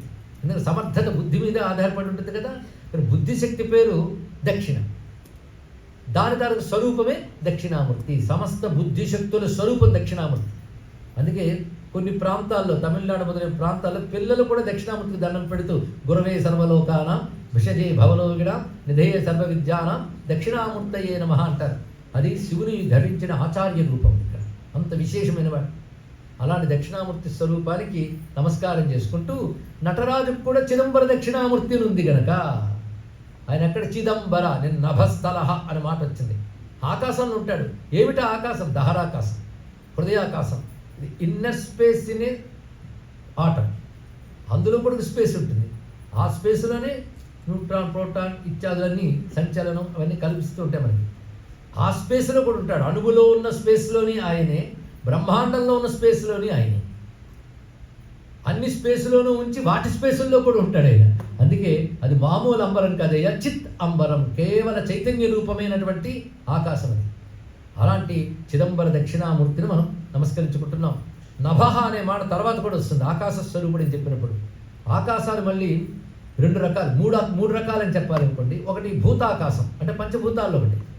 దీనికి కూడా ఆధారమైంది చిదాకాశం. మన హృదయంలో ఉండేది దహరాకాశం. మూడు రకాల ఆకాశ స్వరూపాలు చెప్పారు. ఆకాశోపాసన అని ఉపనిషత్తుల్లో మాట చెప్పారు. అది అన్వయించుకుంటే ఈ రహస్యం తెలుస్తుంది. దానిగా మరొక పేరు పుండరీకపురం. హృత్పుండరీకం, పుండరీకపురం అని చిదంబరాలు మరొక పేరండి. అది హృత్పుండరీకంట. ఆ పద్మంలో ఉంటాడు. పద్మకోశ ప్రతీకాశం హృదయం చాప్యధోముఖం. పద్మకోశం అదే పుండరీకపురం. ఆ పుండరీకపురంలో ఉన్నవాడు ఆయన. ఎలా ఉన్నంటే వ్యాపించిపోయి ఉంటాడు. అక్షు వ్యాప్తం అని అర్థం. అంటే వ్యాపించిపోయి ఉంటాడు. చిదంబరంలో కారణాల్లో కాదు, వ్యాపించిపోయి ఉంటాడు. వ్యాపించితే అక్షహ అనాలి. పుండరీకంలో ఉన్నాడు కదా, పుండరీకాక్ష అన్నది. ఇది పుండరీకాక్ష శబ్దం. అని విష్ణువు అనుకున్నామంటే రెండూను. ఆయన హృదయాకాశంలో ఉన్నవాడే విష్ణువు, వ్యాపించాడు. ఆయనే శివుడు. కానీ పుండరీకాక్ష అనే మాట శివపరంగా కూడా చెప్పుకుంటున్నాం. అలాంటి నటరాజస్వామిని ధ్యానిస్తూ నృత్యప్రియో నిత్యనర్తో నర్తక సర్వలాలస. ఇది మంచి మాట. సర్వలాలసుడు అంటే అందరి మీద ఆయనకు ప్రీతేట. నిజాన్ని భగవంతుడు ఒకరి మీద ప్రీతి, ఒకరి మీద ద్వేషం ఉండదు. వాడు కర్మ కొద్దీ అలా కనబడుతుంది. భగవద్గీతలో తానే చెప్పాడు ఆ మాట. నమే ద్వేష్యోస్తి కశ్చన అన్నాడు. నాకు ద్వేష్యుడు అనేవాడే లేడయ్యా. అలా ఇంకోటి మీద ప్రేమ లేదు. ఎవరి కర్మకి తగ్గట్టుగా వారు ఉంటాను. మరి భక్తవత్సలుడు అంటారంటే వీడికి ప్రేమ ఉంది కనుక ఆయనకి ప్రేమ ఉంది. అది తెలుసుకోవాల్సింది. అలాగా భగవంతుడు అసలు స్వరూపం మాత్రం ప్రేమేనండి. కానీ భక్తులను చేరదీయడం, శిష్టులను రక్షించడం, దుష్టులను శిక్షించడం విశ్వ నిర్వహణలో ఒక భాగం ఆయనకి ఇక్కడ. అంటే సర్వలాలసహ అంటే భగవంతుడు అందరి పట్ల ఎప్పుడూ ప్రీతి భావం కలిగే ఉంటాడు. ఆయనకి ఎవ్వరి మీద ద్వేషం ఉండదు, సరికదా, అందరి మీద ప్రేమ ఉంటుంది. ప్రేమ రూప ప్రియంకరి అనలే, ఆ సర్వలాలస మాట చాలా గొప్ప మాట. అది ప్రేమస్వరూపుడే శివుడు. అందుకే తమిళనాట శైవ వాంగ్మయంలో ఒక మాట ఎప్పుడు అంటుంటారు, అన్బే శివం అంటారు. అన్బే శివం అంటే ప్రేమయే శివుడు. లవ్ ఈజ్ గాడ్ అని ఎవడో అనక్కలే, యుగాల క్రితం మనమే చెప్పాం. అందుకే ప్రేమరూప ప్రియంకరి అనే మాట ఇక్కడ సర్వలాలసహ అని మాటలు చెప్తున్నాం. అటువంటి సర్వలాలసుడు పరమేశ్వరుడు. ఇంకా మహాగీతో మహానృత్య, మహాగీత మహానృత్య, గొప్ప సంగీతం కూడా ఆయన స్వరూపమే. మునిపే నాదని చెప్పుకొని తర్వాత ఇక్కడికి వచ్చాం కనుక మహాగీత, గొప్ప గీత స్వరూపం. అందుకే కొన్ని మతాల్లో సంగీతం క్రైమ్, సంగీతం పాడితే చాలా దోషం. కానీ మన సంస్కృతిలో సంగీతం చాలా గొప్పది, అది మోక్షానికి మార్గం. అది ఎంత గొప్ప విషయం అండి. అయితే మనవాళ్ళు కూడా ఒక మాట చెప్పారు, కావ్యాలాపాంశ వర్జయేత్ అని వేదంలో వాక్యం ఉంది. అంటే కవిత్వాలు సంగీతాలు వీటి విడిచిపెట్టే అన్నారు. అరే వాటి వాళ్ళు గొప్ప మార్గం అని చెప్తున్నారే అంటే అవి కేవలం లౌకికమై ఉద్రేకాలు కలిగించే స్థాయిలో ఉన్నటువంటి సంగీతాన్ని విడిచిపెట్టు. కొంతమంది చెవులు ఇవి పెట్టుకుని ఊగిపోతూ ఉంటారే, ఎందుకు ఊగుతున్నారు అవతల వాళ్ళకి అర్థం కాదు, వాడికి అర్థమవుతుంది లోపల ఎందుకు పెట్టుకున్నాడు. అలా ఉద్రేకాలు పరిచే సంగీతాలు చాలా ఉంటాయి, అర్థం లేనివి ఉద్రేకాలు పరిచేవి. అలా కాకుండా ఏ సంగీతం అయితే భగవతత్వాన్ని భగవద్ అనుభూతినిస్తుందో ఆ సంగీతం ముక్తినిస్తుంది. ఈ రహస్యం తెలిసింది కనుకనే భారతీయ సంగీతం అంతా భగవంతుడి చుట్టూ తిరుగుతుంది. సంగీతాన్ని మోక్షాలను చూశారు. ఎందుకంటే ఉపనిషత్తులు సంగీత ప్రస్తావన ఉంది. ఆశ్చర్యంతో అరే వేదాంత విజ్ఞానం యాజ్ఞవల్క్యుడు ఉపనిషత్తులో చెప్పడం విషయం కదా. ఆ యాజ్ఞవల్క్య స్మృతిలో చెప్తాడు ఏమనంటే వీణావాదన తత్వజ్ఞ శృతిజాతి విశారద తాళజ్ఞశ్చ అప్రయాసేన మోక్ష మార్గం నిగచ్చతి అన్నాడు. ఎవడికి వీణావాదన తత్వం తెలుస్తుందో, తత్వం అంటే దాని స్వరూపం, ఊరికి వీణ పట్టి వేయించి నాకు ముక్తి గ్యారంటీ అంటే కాదు, దాని తత్వం తెలియాలి. అయితే అది రావడం కూడా చిన్న విషయం కాదండి. మనకు తెలియకుండా వీణ వింటినా సస్వరంగా సంగీతం పాడినా తెలియకుండా కొన్ని ప్రాణాయామాలు చేసే శక్తి వస్తుంది. అట్లా వింటున్నవాడు కూడా వింటూ ఉన్నప్పుడు వాడు కూడా అనుసంధానం అవుతాడట. సంగీతం అందుకే యోగం అన్నారు. వినడం ఒక యోగం, పాడడం మరొక యోగం. అందుకే సీతా ప్రియ సంగీత జ్ఞానము ధాత వ్రాయవలెరా అన్నారు త్యాగరాజ స్వామి. ఊరికనే చెప్పారా?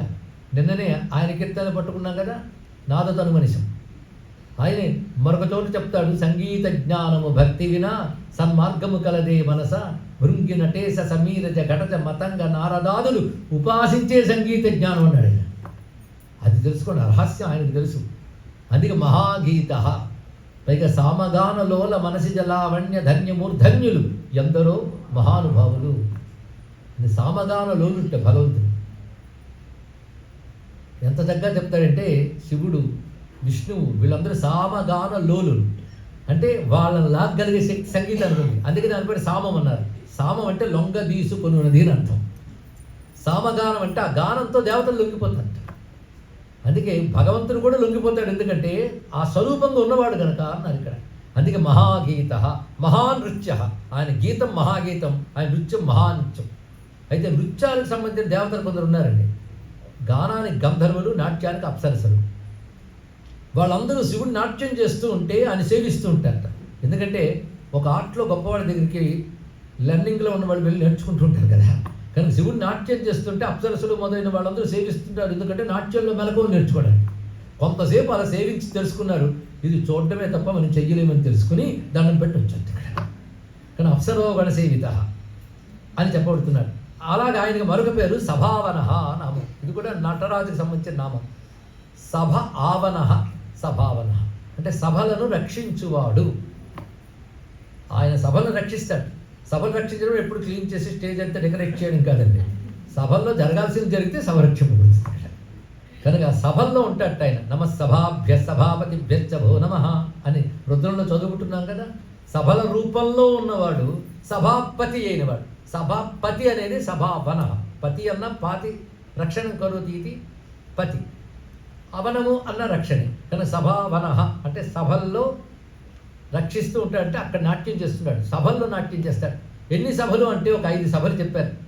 అవి ప్రధానంగా మనకి రాజసభ, దేవసభ, కనక సభ, చిత్సభ, రత్నసభ అని చెప్పబడితే 5 సభలు చిదంబరంలో ఉంటాయి. ఇప్పటికీ వెళ్ళి చూడవచ్చు ఆ సభల్ని. ఎక్కడైతే శాంక్టమ్ శాంక్టోరియం అంటారు గర్భగృహం, అది చిత్సభ. దాని తర్వాత ఉండే మండపము కనక సభ. దానికి కొంత దూరంలో గోవిందరాజస్వామి ఉంటారు, దానికి ఎదురు ఒక మండపం ఉంటుంది, అది రత్న సభ అని పేరు. అలాగే బహిప్రాంగణంలో మరొక సభ ఉంటుంది, అది రాజసభ అని పేరు. ఈ సభల్లో ఆయన నాట్యం చేస్తుంటాడు. నాట్యం చేస్తుంటే సభలు రక్షింపబడుతుంటాయి.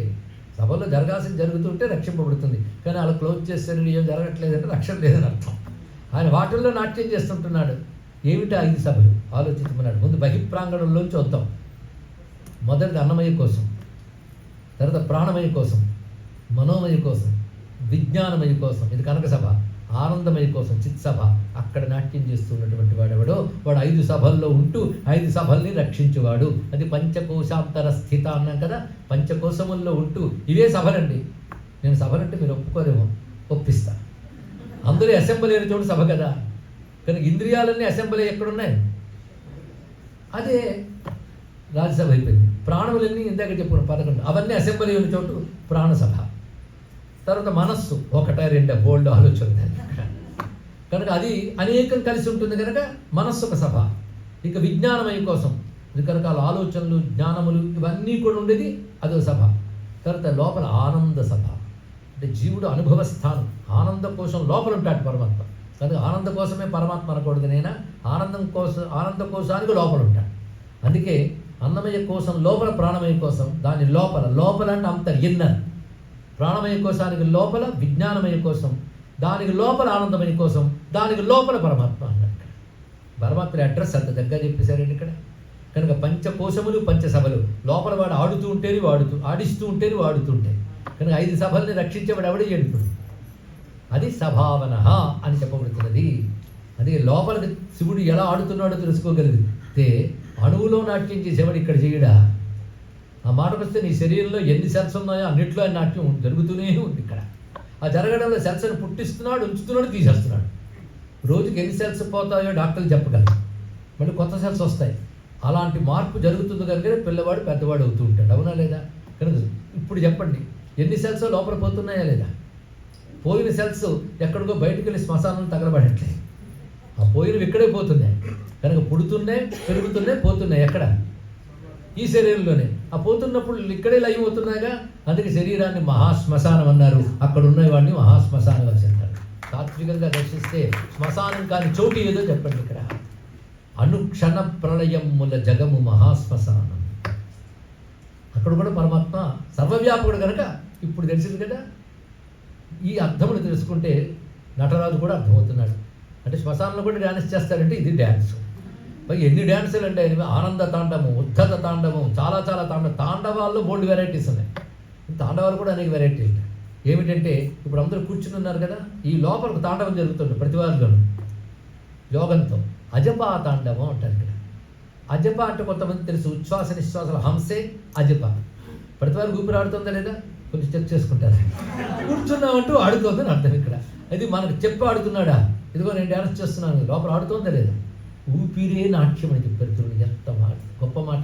అజపా తాండవ మూర్తి అని ఒక మూర్తి ఉంది తమిళనాడు క్షేత్రాలు. నీలోపు ఊపిరి ఆడుతోందా లేదా? ఆ దానిలో ఎన్ని రిథమ్స్ ఉన్నాయో పరిశీలించాలి. కోపం వస్తే ఒకలాగా, అప్పుడు రిథం మారుతుంది ఊపిరిలో. ఇంకో భావం కలిగి మరోలాగా. రకరకాల శాంతం ఉన్నప్పుడు ఒకలాగా. శాంతం అంటే ట్రాంక్విల్, ఆ సమయంలో ఎంత బాగుంటుంది. అలా రకరకాల ఊపిరి ఆడుతోందే లేదా? ఇన్ని రకాలుగా ఆడుతున్నప్పుడు నవరస తాండవం జరుగుతుందే లేదా చూడండి ఇక్కడ. ఇది ఎవడు ఆడిస్తున్నాడు లోపల? ప్రాణస్య ప్రాణ. ప్రాణానికి కూడా ప్రాణమైన కూడా ఆడిస్తున్నాడు. కనుక మనలో ఊపిరి నర్తనాన్ని తెలుసుకోగలిగితే శివతాండవ దర్శనమే. అదే ధ్యానం. అందుకే శ్వాసని ధ్యాసగా గమనించడం కూడా శివతాండవ దర్శనమే అవుతున్నది ఇక్కడ. ఇప్పుడు ఎన్ని నటరాజ తత్వాలు చెప్పుకున్నా చెప్పండి ఇక్కడ. సభలు అయ్యాయి కదా. ఈ సభలు కాకుండా సప్త విడంగములోని 7 సభల గురించి శాస్త్రం చెప్తున్నది. ఆ 7 సభల పేర్లు ఏమిటంటే అద్రి సభ, అది కైలాసంలో ఉంటుంది. అక్కడ డ్యాన్స్ ఎవరు చూడలేరు. అద్రి సభ అది హిమాలయాల్లో జరుగుతుంటుంది. రత్నసభ, ఈ రత్నసభ తిరువళంగాడు అనే ప్రాంతంలో ఉంటుంది రత్నసభ. అలాగే చిత్ సభ, ఇది చిదంబరంలో ఉంది. కనక సభ, ఇది చిదంబరంలోది. రజత సభ, ఇది మధురైలో ఉంటుంది. అక్కడ రజసభలో శివుడు నాట్యం చేస్తుంటాడు. చిత్రం ఏంటంటే ఇక్కడ ఎడంపాదం ఎత్తుతాడు కదా, అక్కడ కుడిపాదం ఎత్తుతాడు. అదే ఆ మూర్తిలో ఉంటుంది. ఎందుకు ఏది ఎత్తుతాడంటే నాట్యంలో 2 ఎత్తుతుంటాడు కదా, అదో భంగిమ ఇదిగో భంగిమ. ఇంకోటి తామ్ర సభ, ఇది తిరునల్వేలి అనే ప్రాంతంలో ఉంది. ఇంకోటి చిత్రసభ, ఇది కుట్రాలం అనే ప్రాంతంలో కనబడుతున్నది. మొత్తానికి 7 సభల్లో నాట్యం. ఇది సభావన అన్నప్పుడు తెలుసుకోవాల్సిన మాట అండి. సభావన మాటకి ఇంకొక అర్థం సభ అవన, సభ వన, వనం. సభల్లో వనముగా ఉన్నాడు. వనం అంటే తోట కదా, కానీ అరణ్యం వేరు, వనం వేరు. మీరు ఎప్పుడైనా పరిశీలించారు కదా? అరణ్యములు అంటే ఏడ్చిన దిక్కులేని చోటుని అర్థం. అరణ్య శబ్దానికి అది అర్థం. వనము అంటే మనం చక్కగా గార్డెనింగ్, మనం చక్కగా చేసుకుని అనుకూలంగా విహరించడానికి ఆనందం కోసం చేసుకునేదాన్ని వనం అంటాం. కానీ అరణ్యాన్ని వనం అనకూడదు, వనాన్ని అరణ్యాలు అనకూడదు. ఏదో వ్యవహారంలో ఏదో అనొచ్చు, కానీ పదాలు సరిగ్గా తెలియాలి. ఉపనిషత్తులో వనం అనేదాన్ని బ్రహ్మము అని చెప్పారు. పరమాత్మకు వనం అని పేరుట. ఎందుకంటే వనంలో ఎవరు వెళ్తారంటే ఆనందంగా విహరించడానికి వెళ్తారు. అందుకే బిజీగా ఉన్నవాడు వనాలకు వెళ్ళరు, అరణ్యంలోనే ఉంటారు, గృహారణ్యంలో. వనాలకి వెళ్ళి ఆనందంగా తిరిగేవారు ఎవరండి? కొంచెం ఖాళీ ఉన్నవాడు, హాయిగా ఉన్నవాడు సేద తీరడానికి వెళ్తారు. ఆనందంగా ఉన్నవాడు వెళ్తారు, ఆనందం కోసం వెళ్తారు. కానీ ఆనంద స్థానానికి వనం అని పేరు. ఆనందం అంటే పరమాత్మకే ఆనందం అని పేరు కదా. ఆనందం బ్రహ్మేతి వ్యజానాత్, కనుక ఆయన వనం అండి. కనుక సభావనం, వన అంటే సభలలో ఆనంద రూపుడే నాట్యం చేసేవాడు సభావనుడు. ఇది గొప్ప భావం. ఎలాగో వనం దాకా వచ్చాం కనుక కొంచెం తెలుసుకుందాం. వనం అంటే బ్రహ్మానందం. అది పొందగలిగేవాడు సామాన్యులు పొందలేరట. అది పొందగలిగేవాడు మహాయోగులు అయితే పొందగలరు. అలాంటి మహాయోగి అయి ఆ బ్రహ్మానందమనే రామానందమనే వనాన్ని రాతి పొంది మనకు పొందించేవాడు వా నరుడు, వాడే హనుమంత స్వామి అని చెప్పారు. ఇక్కడ వానర శబ్దాలు మనం అనుకున్న కోతులు కాదు. ఒక అర్థంలో తోటల్లో తిరిగేవి కనుక అర్థం పట్టేశాం. కానీ వానరం యూథ ముఖ్యం అన్నప్పుడు మాత్రం తలంచుకోవాల్సినది హనుమంత స్వామిని తలంచుకోవాలి ఒక్కసారి. ఇంత శబ్దం యోగపరంగా ఉన్నది. అదే మామూలు కోతికి వానరా అని పేరుకి అర్థం చెప్పక్కర్లే. హనుమంతుడి గురించి కానీ ఈ మాట చెప్పుకున్నాం ఇక్కడ. కానీ ఏ పేరు ఎవరి దగ్గర వాడుతున్నామన్న దాన్ని బట్టి అర్థం చెప్పాలి. అది ఔచిత్యం అంటారు దాన్ని. అన్ని చోట్ల ఒకే అర్థం చెప్పకూడదు. రాజుగారు భోజనం చేస్తున్నప్పుడు సైంధవం అంటే గుర్రం తేకూడదు, ఉప్పు తేవాలి. యుద్ధానికి వెళ్తున్నప్పుడు సైంధవం తేరా అంటే ఉప్పు తేకూడదు, గుర్రం తేవాలి. రెండింటికి సైంధవం అనే పేరు, లవణం అంటారు కదా. కనుక అది సందర్భం బట్టి చెప్పాలి. హనుమంతుడి దగ్గర వానర శబ్దానికి ఇది అర్థం చెప్పుకోవాలి ఇక్కడ. ఎందుకంటే ఈయన స్వరూపమే కనుక ఒక్కసారి మనస ధ్యానించుకున్నాం. మొత్తానికి నర్తక సర్వలాలస దగ్గర మరికొన్ని నామాలు తెలుసుకుని నటరాజు దర్శనం అయిపోయింది. ఘోరో మహాతపాసో నిత్యో గిరిఘో నభ సహస్రహస్తో విజయో వ్యవసాయో యతంద్రిత. ఘోరుడు ఆయన, అఘోరుడు కూడా ఆయనే. ఘోరో అఘోర రెండు కూడా ఆయనే. అది నిన్ననే మనం మెచ్చుకున్నాం. తీవ్రమైన స్వరూపము ఘోరము, సౌమ్యమైన రూపం అఘోరము. రెండూ అవసరమే, తీవ్రత అవసరమే. ఒక్కొక్కప్పుడు నీళ్లు సౌమ్యంగా పడితే సరిపోదు, తీవ్రంగా పడాలి. ఎక్కడో జలపాతం నుంచి కురిసే నీరు చూస్తే మన భయం వేస్తుంది, అక్కడ ఘోరమే. కానీ కొంతసేపు మైదాన ప్రాంతాలకు వెళ్ళేటప్పటికల్లా అది ప్రశాంతంగా ప్రవహిస్తుంటుంది, అది అఘోరం. కానీ అక్కడంత ఘోరం అయితే కానీ ఇక్కడ ఎంత అఘోరం ఉండదు తెలుసుకోవాలి ఇక్కడ. కానీ ఘోర అఘోర అనేది రిలేటివ్గా చెప్తావు, కానీ రెండూ లోకానికి అవసరమే. కనుక 2 రూపాలతో శివుడు ఉన్నాడు. మహాతపాహ, దీనికి అర్థం చెప్పక్కర్లేదు. ఎందుకు? నిన్ననే చాలా చెప్పుకున్నాం. గొప్ప తపస్వరూపుడు. పాశహ, ఆయన పాశంట. ఎందుకంటే ప్రతివాడిని బంధించేది పాశం, మాయ. మాయ ఆయన శక్తిగా ఆయన చేతిలో ఉంది అని. పాశము కలవాడంటే మాయ చేతిలో కలవాడు. మాయ ఎవడి చేతిలో ఉందో వాడు మహేశ్వరుడు అంటారు. ఇది మన పనికొచ్చింది. ఈ మాయ నుంచి దాటేది ఎలా, మాయ నుంచి దాటేది ఎలా, నువ్వు బాధపడుకో. అది నువ్వు ఎలాగూ దాటలేవు. అది ఎవడి చేతిలో ఉందో వాడు పట్టుకో, వాడు దాటించేస్తాడు. మామేవ ఏ ప్రపంచంతే మాయామేతాం తరంతితే అన్నాడు ఇక్కడ. మాయను దాటాలంటే ఆశ్రయించాలి. నా చేతులు ముందుగానే నేను వెనక్కి లాగేయగలను మాయను. కనుక మనకి మాయను దాటలేరని మొదటి వాక్యంలో భయపెట్టి రెండో వాక్యంలోనే నన్ను ఆశ్రయిస్తే దాటేస్తాడని చెప్పాడు కదా. కనుక పాశం ఆయన చేతులు బంధింపబడ్డవాడు ఇక్కడ ఉన్నాడు. పాశము చేత బంధింపబడ్డవాడు జీవుడు. జీవుడు పాశము ఎవడి చేతిలో ఉన్నాయోడు పతి. కలిపి చెప్తే పశుపతి అన్నారు ఇక్కడ. అందుకే పాశాన్ని పశువు అంటే పాశము చేత బంధింపబడ్డవి, ఇది అర్థం అండి ఇక్కడ. ఎప్పుడైనా విన్నారు ఈ మాట? అన్నింటి పశువులు ఉండరు. ఎప్పుడైనా సింహాన్ని పశువు అన్నాడు ఎప్పుడు వెళ్ళలేదు. దాన్ని జంతువు అనేస్తాం. ఆవుని, గేదెని, కుక్కని పశువులు అనొచ్చు. తాడుతో కట్టిగలం, దానికి కట్టలేం కనుక. కనుక ఇప్పుడు పశువు అంటే పాశము చేత బంధింపబడ్డవి. ఎవరు కాదు? అదే ఓరి పశువు అని తిడితే సగం జ్ఞానం వచ్చేసింది అంటే అర్థం. పాశం చేత బంధింపబడ్డవాడు పశువు. ఇంత ప్రపంచాన్ని నడుపుతున్నాడు అంటే వీడు నడవగలడా? తాడు కట్టి నడిపిస్తున్నాడు. తాడేమిటి? ఇది వరకు వీడు చేసుకున్న కర్మలను అనుసరించి కడుతున్నాడు. ఇక్కడ అనేక కర్మపాశములు. ఎన్ని పాశాలంటే ఎన్ని చెప్పేది? ఇక్కడ ఇలా కొంతసేపు ఉంటే ఇంట్లో ఉన్న పాసం లాగితే వెళ్ళిపోతాం ఆగలి. ఇలా ఎన్ని పాశాలు ఉన్నాయో మనకి ఇక్కడ లాగేస్తూ ఉండడం, జీవుని లాగడానికి ఎన్ని పాశాలండి. అయితే ఎన్ని పాశాలని చెప్తే భయం వేస్తుంది మనకి. ఏనుగుని పెద్ద తాడుతో కడతారు, ఇప్పుడు చూశారు కదా, పెద్ద తాడు, గట్టి తాడు. కానీ గట్టి తాడు ఒకటి కాదు, దానిలో ఎన్నో తాళ్ళు ఉంటాయి. ఆ కొబ్బరి పీచులోంచి తీసినవి అన్నీ కలిపి ఒకటిగా కనబడ్డా ఎన్నో ఉన్నాయిగా. కనుక ఇన్ని కర్మలకి కలిసి ఒకటే పాసం, దాని పేరు అవిద్యాపాసం, మాయాపాసం. దానికి బంధింపబడ్డవాడు జీవుడు. బంధనం తీసేస్తే వాడే శివుడు. అయితే బంధనం తీసుకుని వీడి చేతిలో ఉందా? ఏ జంతువు తన తాడు తను విప్పుకోదు. కట్టేవాడు ఒకడు, విప్పేవాడు వాడే. కనుక వాడి కర్మను అనుసరించి కట్టాడు, వీడు యోగ్యుడు అని చెప్పక విప్పాడు. రెండు ఆయన చేస్తారు కనుక దీని తర్వాత కొన్ని నామాల తర్వాత పశుపతి అని పేరు వస్తుంది. పశుపతి ఒక్కడ అర్థమైతే జ్ఞానం వచ్చేసింది అంటుంది శివపురాణం. పశు పాశ పతి జ్ఞానం, జ్ఞానమిత్యభిధీయతే. జ్ఞానం అంటే పశువు ఏమిటి, పాశం ఏమిటి, పతి ఏమిటి, మూడు తెలుసుకుంటే అదే జ్ఞానం. ఇప్పుడు మనం పశువులమని తెలిసిపోయింది, అంటే పాశం చేత బంధింపబడ్డాం. ఇప్పుడు పాశాన్ని స్టడీ చేద్దాం. ఈ పాశం ఏమిటి, ఈ అవిద్య ఏమిటి, ఎక్కడి నుంచి వచ్చింది, ఇది పరిశీలిస్తే ఈ రెండు ఎవరి కంట్రోల్లో ఉన్నాయో తెలుస్తుంది. ఆ కంట్రోల్లో ఉన్నవాడిని శరణు వేడితే ఆయన మాత్రమే తీయగలిగింది. కనుక శరణు వేడు మామేవే ప్రపంచంతే. కనుక పశుపాస విమోచకుడు ఆయన. అది స్త్రీలింగంలో చెప్తే పశుపాస విమోచని అని చదువుకున్నాం, చదివాం. భావించండి ఎంత గొప్ప భావం ఉన్నది ఇక్కడ. అదే పవర్ఫుల్ అని స్తోత్రం చదవడం కాదు, అర్థం తెలిస్తే మరీ పవర్ఫుల్ తెలుసుకోండి. అందుకే తెలిసి చేస్తే వీర్యవత్తరం భవతి అన్నాడు. హై పవర్ఫుల్ తెలుసుకుని చేస్తే. ఇప్పుడు మనం పశుపతి అనే మాట అన్నప్పుడు ఎంత చక్కగా అంటామండి. ఈ మాట ఆదిశంకరుడికి బాగా నచ్చింది. మీరు శివానంద గారు తీస్తే ఎన్ని చోట్ల పశుపతే పశుపతే పశుపతే అని పిలుస్తున్నాడు. ఎంత బాగుందో. అంటే నేను పశువునని తెలిసింది, నువ్వు పతివని తెలిసింది, మన ఇద్దరికి రిలేషన్ ఉందని తెలిసింది అన్నాడు. ఈ రిలేషన్ నిలపవయా, సస్టైన్ చేయి. అందుకే పశువు మాం సర్వజ్ఞ ప్రతిత కృపయా పాలయ విభో అన్నాడు. ఇక్కడ నేను పశువు, నువ్వు పతివి, ఇక్కడ నువ్వే రక్షించుకో నాకు. ఎందుకంటే తాడెవడి చేతులు ఉందో వాడి మీద పెడతాడు, వాడు చూసుకుంటాడు, మనకేం బాధ. వాడు నడిపిస్తే నడుద్దాం, వాడు కూర్చోబెడితే కూర్చుందాం, ఎప్పుడు తీస్తే అప్పుడు తీసాడు. ఇంకా తీయవేమిటి, ఇది ఎప్పుడు కూడదండి. సాధకుడికి శంక ఉండకూడదు, శ్రద్ధ ఉండాలి. ఇది బాగా గుర్తుపెట్టుకోండి. నేను సరిగ్గా చేస్తున్నానా, నా వల్ల అవుతుందా, జాగ్రత్త పడ్డం వరకు ప్రశ్న సరిపోతుంది. కానీ ఎంత సాధన చేస్తే శంక ఉన్నదనుకో, నీకు ఎప్పుడు అనుభూతి వస్తుంది. నాకు భగవంతుడు ఉన్నాడు, గురువు ఉన్నాడు, ఆయన చెప్పిన సాధన ఉందని ధైర్యంగా చేసుకుంటూ వెళ్ళిపోతూ ఉంటే అవసరమైతే ఆయనే మళ్ళీ మెలకువలు నేర్పుతాడు. అందుకే శంఖ విడిచిపెట్టేయాలండి. శంఖ ప్లేసులో శ్రద్ధ పెట్టుకో. శంఖ శ్రద్ధ రెండు ఉండవు. శ్రద్ధ అంటే అకుంఠిత విశ్వాసమే శ్రద్ధ. అది ఉంటే తరించిపోతాం, అందులో సందేహం లేదు. ఎప్పుడు పాజిటివ్ థాట్తో ఉండాలి. శ్రద్ధకు అదే మాట. అలాంటి శ్రద్ధకు భగవంతుడు దొరుకుతాడు. తానే చెప్పాడు, నేను దేనికి దొరుకుతానో తెలుసా, శ్రద్ధకి దొరుకుతాను. మరి మంత్రాలు తంత్రాలు న కర్మణ న తపస న జపై న సమాధిభి. జపాలకి, సమాధులకి, కర్మలకి ఏడికి దొరకను నేను. శ్రద్ధామయ్యస్తి చేత్ పుంసాం ఏనకేనాపి హేతున. ఏదో విధంగా నాపై శ్రద్ధ కలిగి ఉంటే వశ్య స్పృశ్యశ్చ దృశ్యశ్చ పూజ్య సంభాష్య ఏవచ. వాడికి లొంగిపోతాను, వాడికి కనబడతాను, వాడితో కబుర్లు ఆడతాను. శ్రద్ధ ఉన్నవాడితో అంత ఇంటికి భగవంతుడు గుర్తుంది.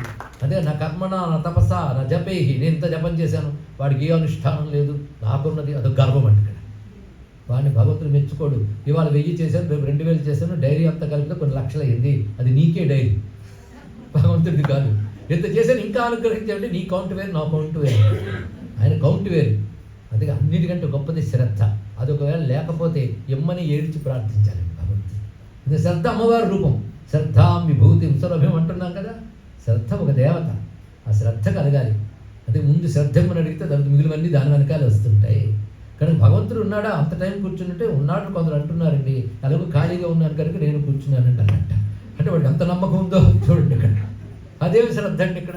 ఇక్కడ కొందరు అంత సాధనలు చేస్తారు, సిద్ధి రాదు. కొందరు ఎంత చేస్తారు, సిద్ధి వచ్చేస్తుంది. ఎక్కడ లోపం అంటే శ్రద్ధాలోపం. శ్రద్ధకుండే సూటితనం, శ్రద్ధకుండే గట్టితనం సామాన్యం కాదు.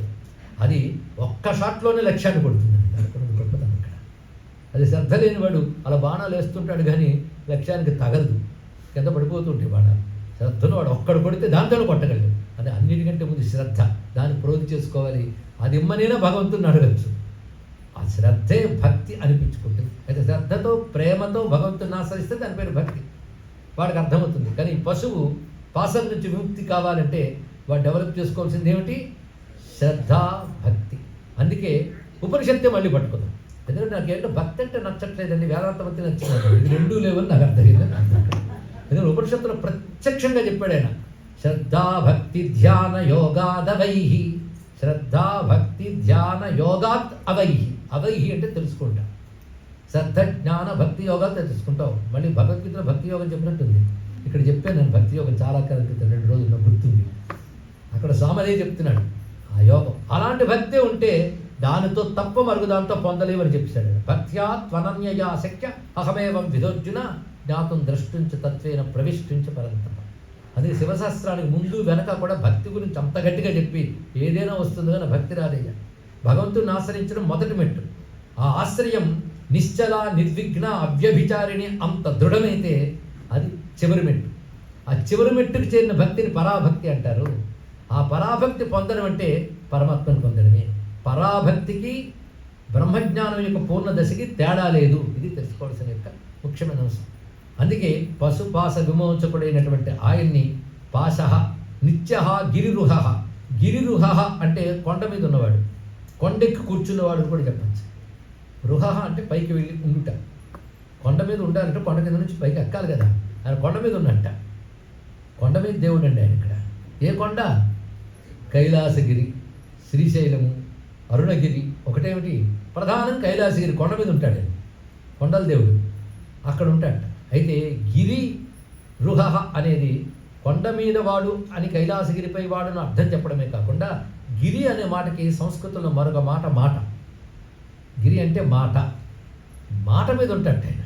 గిరి రుహ అంటే మాట మీద ఉంటాడు. మాట మీద ఉంటాడన్న దాన్ని వేదం గిరిత్ర, గిరిష ఈ మాటలతో మన రుద్రనమకల్లో గిరిత్ర అనే శబ్దం వస్తుంది. గిరిత్ర అంటే మాట యందు మాటకు కట్టుబడినవాడా అని అర్థం. కొండ మీద కూర్చున్నవాడా అని మాత్రమే కాకుండా మాటకు కట్టుబడతాట. ఏమిటా మాట అంటే ఆయన కూడా మాట ఇచ్చాడు. ననశ్యంతి ఇత్యపి క్వచిత్, నాకు భక్తుడైన వాడు ఎప్పుడూ నశించిపోడు అని మాట ఇచ్చాడు ఆయన. అది ఆయన గుర్తు చేస్తూ మాటకు కట్టుబడ్డవాడా ఏం చేసి ఎంత దాకా వచ్చిన సంగతి అని అడగచ్చట. అది గిరిత్ర అంటే మాటకు కట్టుబడినవాడా, ఇది ఒక అర్థం. అదే గిరి అంటే మరొకటి వేదము. వాక్ అంటే వేదమేనండి, మిగిలినవన్నీ వ్యవహార వాక్కులు. కానీ అసలు వాక్కు ఏమిటి? వేదమే. ఎందుకంటే పరమాత్మ నుంచి వచ్చిన శబ్దం కనుక వేదమే అసలు గిరి అని. స్తోత్రాన్ని సద్వాగిరో అంటే గిరులు అంటే వాక్కులు. అలాంటి వాక్కులు అంటే వేదములు. వేదముల యొక్క కొన, కొండ పైన అన్నారు కదా, కొండ కొన. వేదముల కొన అంటే వేదములు కొండలా ఉంటే వాటి కొనలు అంటే ఉపనిషత్తులు. ఉపనిషత్తులు వేద శాఖలు చివరికి ఉంటాయి. కానీ వేదంపై కొన శిఖరము అంటే వేదాంతము. అక్కడ ఉంటాడు ఆయన. అంటే వేదాంతంలో చెప్పబడింది కేవలం బ్రహ్మం మాత్రమే చెప్పబడుతుంది కనుక కొండలాంటి వేదానికి కొన అయినటువంటి వేదాంతమనందు ప్రతిపాదింపబడే పరమాత్మ గిరిరుహ. ఇది దీని యొక్క అర్థం. నేను అర్థాలు గమనిస్తున్నాను చూసారు. వేదాంత ప్రతిపాద్య అది గిరిరుహ అని. అటువంటి వాడు నభ, ఇందాక చెప్పుకున్న నభ శబ్దం. సహస్రహస్త, ఏదో 2 చేతులు వాడు అన్నాం కానీ 1000 చేతులు వాడు. 1000 ఇన్ఫినిటీ, అనంత హస్తములు కలిగినటువంటి వాడు. మన సహస్రాక్ష సహస్రపాత్ చెప్పుకున్నట్టే విరాట్ పురుషుడు రూపమైనటువంటి వాడు. కనుకనే ఆయనకు ఓటం అనేది లేడండి. 1000 చేతులు వాడికి ఎక్కడ ఏదైనా అందుతుంది. ఆయన ఎవడు జయించలేడు. ఒక్క చెయ్యున్నవాడే జయించుతున్నాడే, 1000 చేతులు వాడు. అందుకని స్వభావమే విజయ, విజయస్వరూపుడు అన్నారు ఇక్కడ. వ్యవసాయ తర్వాత నామం వ్యవసాయ. వ్యవసాయం భగవంతుని యొక్క స్వరూపం. వ్యవసాయం అంటే నిశ్చయము ప్రయత్నం అని 2 అర్థములు ఉన్నాయి. ఒక ఆయన అన్నాడు భగవంతుని దయ ఉంటేనే దొరుకుతుంది అనుకోండి. అఫ్కోర్స్ మన ప్రయత్నం కూడా ఉండాలండి అన్నాడు. పిచ్చిన ఆయన ప్రయత్నం కూడా భగవంతుని దయ ఉంటేనే ఉంటుంది అంతే. ప్రయత్నించాలన్నా భగవంతుని దయ ఉండాలి. కనుక సంకల్పం నుంచి సాఫల్యం వరకు అడుగడుగునా భగవద్ అనుగ్రహం లేదు, నువ్వేమీ చేయలేవు. కానీ ప్రయత్నం కూడా భగవంతుడే. ప్రయత్నం చేయగలిగే శక్తి భగవంతుడు కదా. కానీ వ్యవసాయ అంటే ప్రయత్న రూపమైన వాడు అన్నాడు ఇక్కడ.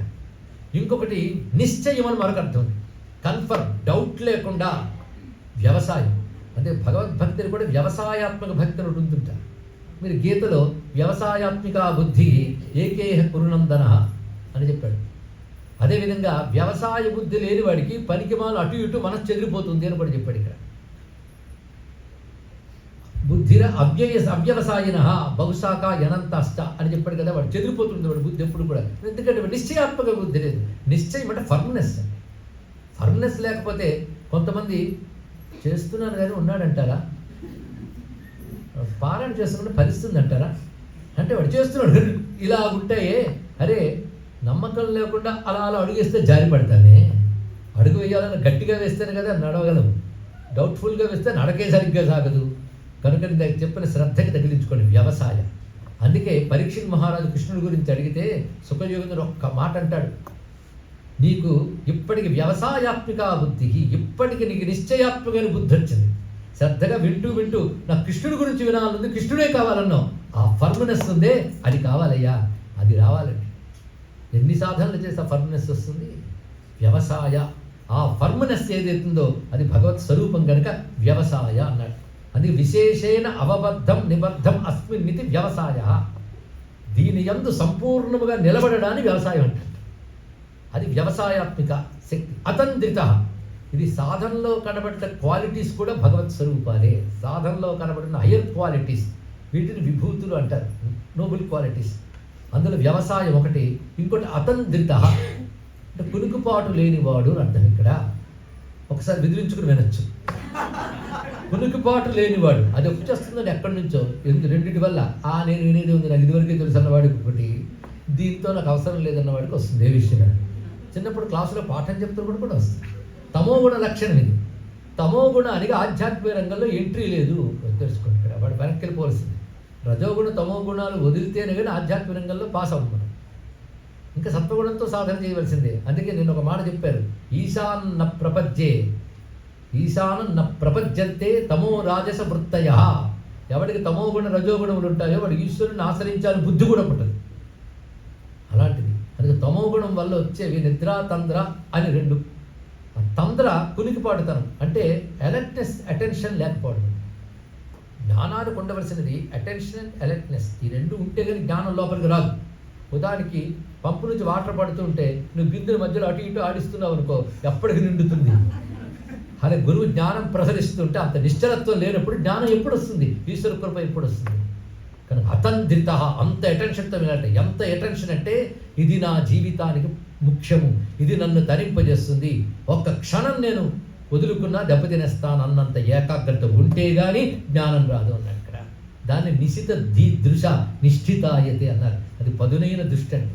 ఆ ఫోకస్ ఉండాలి, ఆ కాన్సన్ట్రేషన్ ఉండాలి. అన్నీ కలిపి అతంత్రిత అని ఒక మాటలో చెప్పాడు ఇక్కడ. అంటే ఆ ప్రవృత్తి ఎల్లవేళలను ఏకాగ్రముగా ఉండాలి. ఆ ఏకాగ్రమైన ప్రవృత్తిని ఏది అడ్డుతుందో దాన్ని తంద్ర అంటారు. ఆ తంద్ర లేకపోవడాన్ని అతంత్రిత అంటారు. ఈ మాట చూస్తే భగవంతుడు ఎప్పుడు కొనకడు, కునికాడు మన పనులు అయిపోతాయి. ఎంత అలర్ట్నెస్గా చూస్తారంటే ఆయనకి ఆఖరికి ఆయన వ్రతం కూడా జాగరణ వ్రతం. ఆయన వ్రతం చేస్తే మనం మేల్కొనాలి. అంటే నిద్రపోని వాడు శివుట్ట, నిత్య జాగరూకుడు పరమేశ్వరుడు. మనం నిద్రపోతున్నా లోపల మెలకువగా ఉండి మొత్తం గమనించుకుంటూ ఉంటాడు. అంతేకాదు జగత్తుకి ప్రళయం వస్తుంది. ఈయన ఎందుకు ప్రళయం చేస్తారంటే జగత్తు నిద్రపుచ్చి నేను మెలకువగా ఉంటాను ఇక్కడ. కానీ నిద్రపుచ్చు అంటాడు. ఎంత మంచి మాట చూడండి. అందరు నిద్రపుస్తాడు, ఆయన మాత్రం మెలకువగా ఉంటాడు. ప్రళయ కాలాల్లో కూడా నిద్రపోనివాడి ఇక్కడ. అందుకే అతంత్రిత అనే మాట సాధనలో వచ్చిన ఒక అద్భుత గుణంగా చెప్పాలి, పరమేశ్వర గుణంగా చెప్పాలి. పరమేశ్వర గుణాన్ని విభూతి అంటారుగా. అందుకే అతంత్రిత. వాడి తర్వాత అధర్షణో దర్శనాత్మ యజ్ఞ కామనాసన ఇత్యాది నామాలు వస్తున్నాయి. అధర్షణ అంటే ఎవడు కదిలించలేడు, దర్శనాత్మ ఆయన ఎవడినైనా కదిలించగలడు. అది దర్శనాత్మ. ఇందాక నటరాజుదే అలా కొనసాగుతుంది. యజ్ఞ, యజ్ఞాన్ని ధ్వంసం చేసేవాడు. ఇక్కడ వ్యాఖ్యాత అర్థం రాస్తూ యజ్ఞధ్వంసకారి అంటే వామనుడు అని రాశాడు. బలిచక్రవర్తి యజ్ఞం చేసుకుంటుంటే మధ్యలో వెళ్ళి మొత్తం లాగేసేదే లేదా, ఆ యజ్ఞం ఆగిపోయింది. తర్వాత లోకక్షేమం కోసం బ్రహ్మగారు ఏదో చేయించేశారు కనుక వామనుడు అని రాశాడు ఆయన. అయ్యో శివుడి గురించి చెప్తే అక్కడికి వెళ్ళిపోయారంటే అడుగడుగున ఎన్నో నామాలు, విష్ణునామాలు, శివనామాలు కలిసిపోయి ఉన్నాయి ఇక్కడ విష్ణు శాస్త్రంలో కూడా. అది తెలుసుకోవాలి. అయితే ఆయన దక్షయజ్ఞ విధ్వంసకుడు కదా, ఆ అర్థం చెప్పచ్చు కదా అంటే అక్కడి నుంచి మూడో నామంలో అదే చెప్తున్నారు కదా అన్నాడు ఇక్కడ. కామనాశక దక్ష యాగాపహారి. ఆయన మన్మధుడిని తగలబెట్టిన వాడు, దక్షుడు యజ్ఞాన్ని తగలబెట్టాడు. దర్శనాత్మ అనే మాటకి ఇంకొక అర్థం ఏంటంటే ఇతరులకు భయం కలిగిస్తాడు, శిక్షిస్తాడు. ఆ శిక్షించేవాడు మన్మధుడిని తగలబెట్టాడు. ఎంత గర్వం అండి. శివుడి మీదకి బయలుదేరిపాడు. ఇంద్రుడు పిలిచి, నాయన నువ్వు ఎవరినైనా ఓడించగలవు, నీ మొత్తం నీ హిస్టరీలో ఫెయిల్యూర్ అనేది లేదన్నట్టు మన్మధుడితో. మహారాజుల్ని, రాక్షసుల్ని, ఋషుల్ని అందరినీ ఓడించేసావు కనుక దేవతలను కూడా గడగడలాంచే రాక్షసులు నీ దగ్గర ఓడిపోయారు, అంటే కామన్ దగ్గర ఓడిపోయారు కదా అని పొగుడుతూ ఉంటే భుజాలు గజారిగాయి. ఇంద్రుడికి పని ఎలా సాధించాలో తెలుసు, బాగా పొగిడి నువ్వేదైనా చేయగలవన్నా. ఇప్పుడు ఏం చేయమంటావు చెప్పు. ఎవరైనా దేవతల్ని జయించాలా, ఋషుల్ని జయించాలా, లేక రుద్రుడినైనా జయించగలన్నాడు. అదే కావాలి నాకు ఇప్పుడు అన్నాడు. ఆ రుద్రుడు తపస్సులో ఉన్నాడు, బయలుదేరన్నాడు. సరే ఉత్సాహంగా అవతలవాడు పొగడాడు, హిస్టరీలో చూస్తే ఫెయిల్యూర్ లేదు కాబట్టి బయలుదేరదామని సిద్ధపడి అని సెట్ చేసుకుంటుంటే వాళ్ళు ఆవిడ చెప్పింది, ఎవరి మీదకి వెళ్తున్నావు ఇప్పుడు, నువ్వు రావాలి, నీ సహాయం లేకపోతే నేనేం చేయలేన్నాడు. రతి అంటే మక్కువే లేకపోతే కామేమేం పనిచేస్తుంది, అది చూడండి. అందుకే ఆ పేర్లలో కూడా అది. ఇంకా మూడు ఉంటే కానీ అభిరుచి ఉండదు. అవునా, మండు టెండలో నేను సంగీత కచేరీ చేస్తాను, ఎవడు కూర్చుంటాడండి, దానికి తగ్గ వాతావరణం ఒకటి ఉండాలి కదా. అందుకే వసంతుడు మలయ పవనుడు వీళ్ళందరినీ తీసుకెళ్ళాడు. వసంతంలో అంత పరిమళంగా ఉంటుంది, నెమ్మదిగా పవనం వీల్చాలి. అది పెద్ద గాలి వేస్తూ ఉంటే అక్కడ ఏం చేయగలనండి. అందుకే మలయ పవనుడు ఇవన్నింటినీ తీసుకుని వెళ్ళాడు. అప్పుడు ఆవిడ మందలించింది, ఎవడి మీదకి వెళ్తున్నాడు చూడు, అతడు పురాపహారి విరహాతురపాంత జనాపహారి నీవు. అతడు త్రిపురాల్ని దగ్ధం చేసినవాడు. మీరా ఎవరైనా వీక్ మైండ్స్ మీద దెబ్బతీస్తుంటారు. ఇక్కడ విరహంతో ఉన్న వాళ్ళని ఓడిస్తుంటారు. పైగా అతని శరాసనంబు కనకాచలం, ఆయన మేరు పర్వతం, ఆయన ధనస్సు. మరి తమరదో కొని పిల్లలైనను తిని పిప్పి ఉమిసెడి చెరుకు విల్లని నమ్మి చేతబట్టి అన్నారు. అది పెద్ద విల్లుని పట్టుకుని ఇక్కడ మెరతల తల వెంట్రుకలు కంటి కందెడు పువ్వులు అమ్ములని తలంచి. ఆడవాళ్ళు జుట్టట్టుకుంటే చాలు వాడిపోయే పువ్వులు పెద్ద బాణాలను నమ్ముకున్నావా. పెద్ద చప్పట్లు కొడితే బాగా ఎగిరిపోయే చిలకలు నీ రథానికి గుర్రాలట. ఏమైనా బాగుందా. కుదురుగా నిలబడి తుమ్మెదలు వింటి నారి. ఇలాంటి హల్కా పరికరాలతో బయలుదేరిపోయి ఆయన మీదకి వెళ్తావా అని చెప్తే ఈ ఆడవాళ్ళు ఎప్పుడు అంత డిస్కరేజ్ చేస్తారు. మా గొప్పతనం ఇంట్లో వాళ్ళకి ఏం తెలుసు అని చెప్తే ఎందుకులో అయిపోయిందని ఈవిడ కూడా బయలుదేరింది. ఏం జరిగింది, దర్శనాత్మ అక్కడ కనబడ్డాడు. ఆయన పొగరంతా దించేశాడు. అదే కామనాశక అన్నాడు. అంతే కదా, నాకు అన్నీ అమర్చుకున్నాను కనుక ఆయన లేకపోయినా పర్వాలేదు అన్నాడు ఒక ఆయన. నేను యజ్ఞం చేస్తా. ఈ యజ్ఞానికి బ్రహ్మదేవుడు, విష్ణువు, ఇంద్రుడు, సమస్త దేవతలు వస్తారు. అయితే సాధారణ యజ్ఞంలో స్వాహ స్వాహ అంటుంటే దేవతలు కనబడకుండా ఆహుతులు తీసుకుంటారు. ఈయన యజ్ఞం చేస్తే కనబడుతూ ఆహుతులు తీసుకోవడానికి వచ్చేసారు. పైగా పెద్ద ఋషులు వచ్చి కూర్చున్నారు. ఇంత సంభారం ఏర్పరచుకున్నాక ఆ ఈశ్వరుడు రాకపోతే ఎంత, అందుకే వాడు పిలవనన్నట్ట. ఎంత పొగరు చూడండి. మొదటివాడు తనను నమ్ముకున్నాడు, తన దగ్గర నమ్ముకున్నాడు. వీడు అందరినీ నమ్ముకున్నాడు, శివుని పక్కన పెట్టాడు. అప్పుడేమైంది, ఎవడు రక్షించలేకపోయాడు. కానీ ఈశ్వరుని కాదన్నవాడిని ఏ ఒక్కడు రక్షించలేడు. ఇది తెలుసుకోండి. ఆ విష్ణువు దగ్గరికి వచ్చాడు, నాయన వాళ్ళు ఎవరు మీదకి వచ్చేస్తున్నాడు వీరభద్రుడు ఆయన అని అంటే, నువ్వు విష్ణు రూపంలో నన్ను పూజించినందుకు ఇంతవరకు ఇక్కడ ఉన్నాను, శివరూపంలో నన్ను ద్వేషించినందుకు ఆ ఫలితం ఇప్పుడు చూస్తామన్నాడు విష్ణు. గొప్ప చమత్కారం. అప్పుడు వీరభద్రుడు విజృంభించడానికి అవకాశం ఇచ్చి పక్కకెళ్ళాడు విష్ణువు. అప్పుడు వీరభద్రుడు విజృంభించాడు. ఆ రెండు కథలు కూడా రెండు నామాల్లో కామనాశక, దక్షయాగాపహారి. ఇది తెలియగానే భగవంతుడికి ఆ మాత్రం సహనం ఉండద్దండి అని మనం అంటాం. ఆయనంత సహనశీలుడు మరొకటి లేదుట. అందుకే సహమానాయ వివ్యాధిని అంటున్నాం. అందుకే సుసహ తర్వాత నామములు. గొప్ప సహనశీలి, ఎంత క్షమాస్వరూపుడు. లేకపోతే దక్షయాగం విధ్వంసం అయిపోయింది. యజ్ఞం మధ్యలో ఆగిపోతే ఎవరు చేసిందైనా లోకానికి ప్రమాదం. అందుకు బ్రహ్మాదేవతలు ప్రార్థన చేశారు శివుణ్ణి. ఆ యజ్ఞం సగం ఆగిపోయిందంటే నువ్వు వస్తే కానీ పూర్తి కాదు అంటే నేను రానుకోవలేదు. ఎందుకంటే మావిడ అక్కడ పోయింది. మావిడ అక్కడ శరీరం త్యజించి పోయిన తర్వాత ఎందుకు వస్తాను అనలేదండి. పైగా నన్ను నిందించడమే పనిగా పెట్టుకున్న వాడు. అలాంటి వాడు యజ్ఞం చేసి దాని మధ్యలో పోతే పోని అనలేదుట. దయతో తిరిగి వచ్చి ఆయన యజ్ఞం సంపూర్ణం చేసి తల తెగిన దక్షుడికి మేకతలకి అతికించాడు, బ్రతికించాడు. అవునా లేదా? అప్పుడు సత్యమే మయస్తమే ప్రియంచమే మే మే మే మే అని మొత్తం చమకం అంతా చదువుకున్నట్టు ఆయన మహానుభావుడు. మరి మేకతలకే కదా అన్నీ నువ్వే ఇచ్చావయ్యా, నువ్వు ఇస్తేనే ఉంటాయని జ్ఞానం అందులో ఉంది. ఆ మంత్రమే సెలెక్ట్ చేసుకున్నాడు. అప్పుడు సరిపోతుంది వాయిస్కి, అలా చేసుకున్నాడు. అంటే ఎంత దయ లేకపోతే అలా చూస్తారండి. మన్మధుడు కోపంతో తగలెట్టాడు అన్నామే కానీ మళ్ళీ బ్రతికించాడే లేదా? పెళ్ళైన తర్వాత చూడు రతీదేవి ఎలా ఏడుస్తున్నదో అన్నదిట. ఎవరు? అమ్మవారు. ఎందుకంటే ఆవిడ అందులో ముత్తైదు బాధపడుతుంటే తట్టుకోలేక అడిగితే నేను బతికించేద్దామా ఏంటి అన్నాడు. బతికించేద్దాం అయితే సరే కానీ అన్నట్ట. అప్పుడు ఆయన పర్మిషన్ ఇవ్వగానే అప్పుడు హరనేత్రాగ్ని సందగ్ధ కామ సంజీవనం శక్తిని బతికించేది. ఇక్కడ అప్పుడు సహనం ఉందా లేదా చెప్పండి. ఆయన ఎంత క్షమించాడు, ఆయన తప్పు చేసిన ఒకడు కొట్టినా మరి క్షమించి అంతకంతా ఇస్తాడు ఆయన. అందుకు సుసహ అనే మాట వేశారు. మధ్యమ నమో మధ్యమాయ చ అపగల్భాయ చదువుతున్న మధ్యమ, మధ్యలో ఉంటాడు ఆయన. మధ్యలో ఉంటాడంటే అర్థం ఏంటి అంటే అటు తీవ్రత ఇటు మరీ సౌమ్యత కాకుండా మధ్యలో ఉండగలగడం. ఇది చాలా మధ్యస్థం అనేది న్యూట్రల్ అని. అంతేకాదు న్యూట్రల్ అని చెప్పచ్చు, బ్యాలెన్స్ అని కూడా చెప్పచ్చు. అది చెప్తాడు. ఏది అతుకూడదు, ఎంత ఉండాలో అంత ఉండాలి. అదే మధ్యమ. ఇంకో మాట చెప్పారు, మధ్యతో రుద్రమీశానం అని వేదంలో. మధ్యలో రుద్రుడైన ఈశ్వరుని ధ్యానించు. మధ్యలో అంటే నీ శరీరానికి మధ్య కేంద్రమైన హృదయంలో ధ్యానించు. ఆ హృదయంలో ఉన్నవాడెవడు అతడు మధ్యమ అని. అంతేకాదు విర్రవీగేటటువంటి వారి యొక్క పరాక్రమాలన్నింటినీ నీరు చేస్తాడు ఆయన. అందుకే తేజోపహారీ బలహ. ఎవరైతే లోక కంటకలై ఉన్నారో వాళ్ళ యొక్క పరాక్రమాన్ని బలాన్ని ఓడించి ఉంటాడు. ఎప్పుడు ఆనందరూపడి ఉంటాడు. ముదిత అది ఎప్పుడు ఆనందరూపడి ఉంటాడు. అర్థ తర్వాత మాట ధర్మ అర్థ. అర్థం ఆయన. అర్థం అంటే కోరదగిన వాడు. ఆయన తప్ప ఎవరిని కోరాలంటే ఆయనే కోరాలి. ఆయన ఇచ్చేవాటిని కోరకూడదు, ఆయన్ని కోరాలి. తెలివైన వాడే పనిచేస్తాడు. అందుకని అర్థాల్లో గొప్పదేదో అది కోరుకోవాలి కదా. అర్థం అంటే నీకు కావలసినది, దాన్ని అర్థం అంటారండి. శివుడి కంటే గొప్ప అర్థం ఏదైనా ఉందా? అందుకే ఆయన మరో పేరు పెట్టారు పరమార్థ అంటే అల్టిమేట్ అర్థమైన పరమమైన అర్థం, పరమమైన ప్రయోజనం. తెలివైన వాడు అదే కోరుతాడు. అందుకే వేదమే బ్రహ్మేష్టం శరణముపగమ్య అన్నది ఇక్కడ.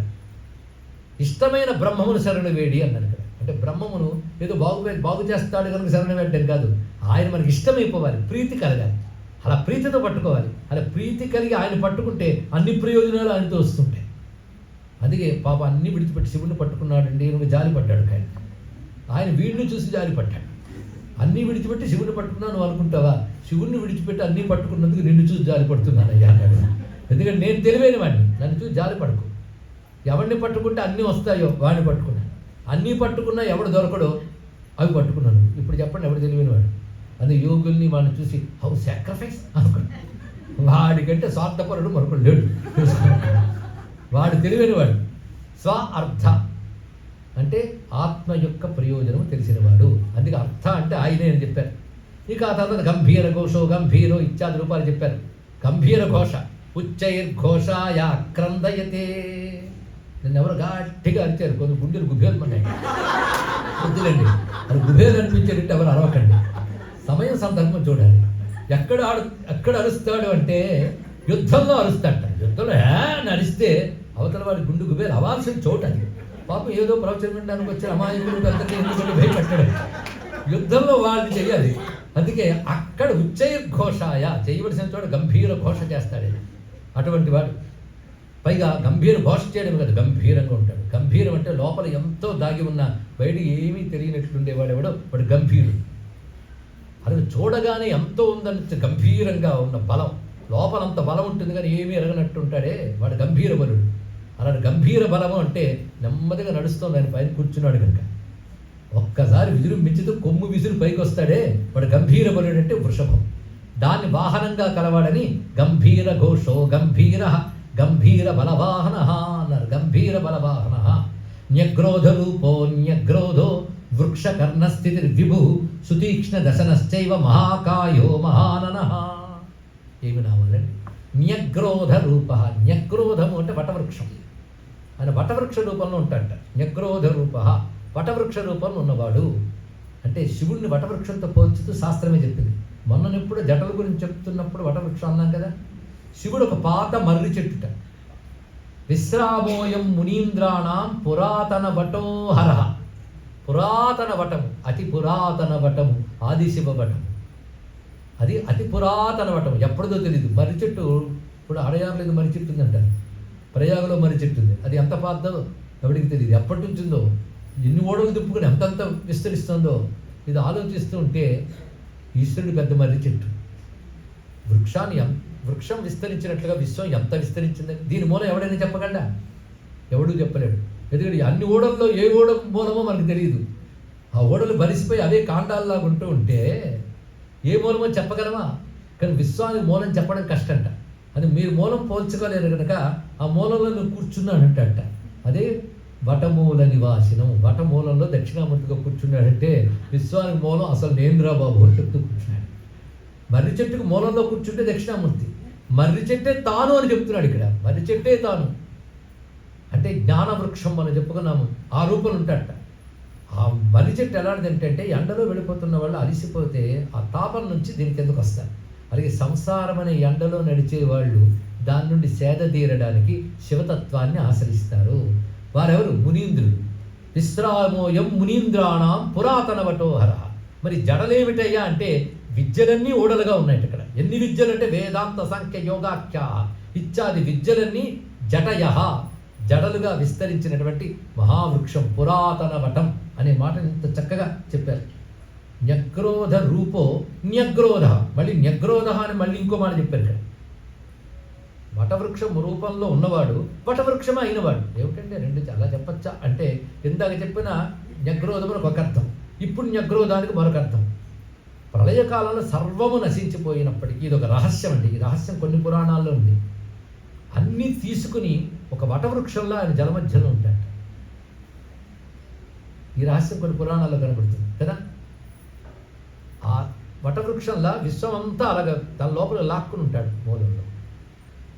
ఆ తర్వాత ఏమవుతుందంటే ఇంత ప్రళయ జలాల్లోనూ ఎవరూ లేరే అనుకుంటూ మార్కండేయుడు చూస్తూ ఉంటే ఆయన ప్రళయాల్లో కూడా బతకాల్సిన పరిస్థితి. చిరంజీవిని ఆయన వరం ఉంది కదా.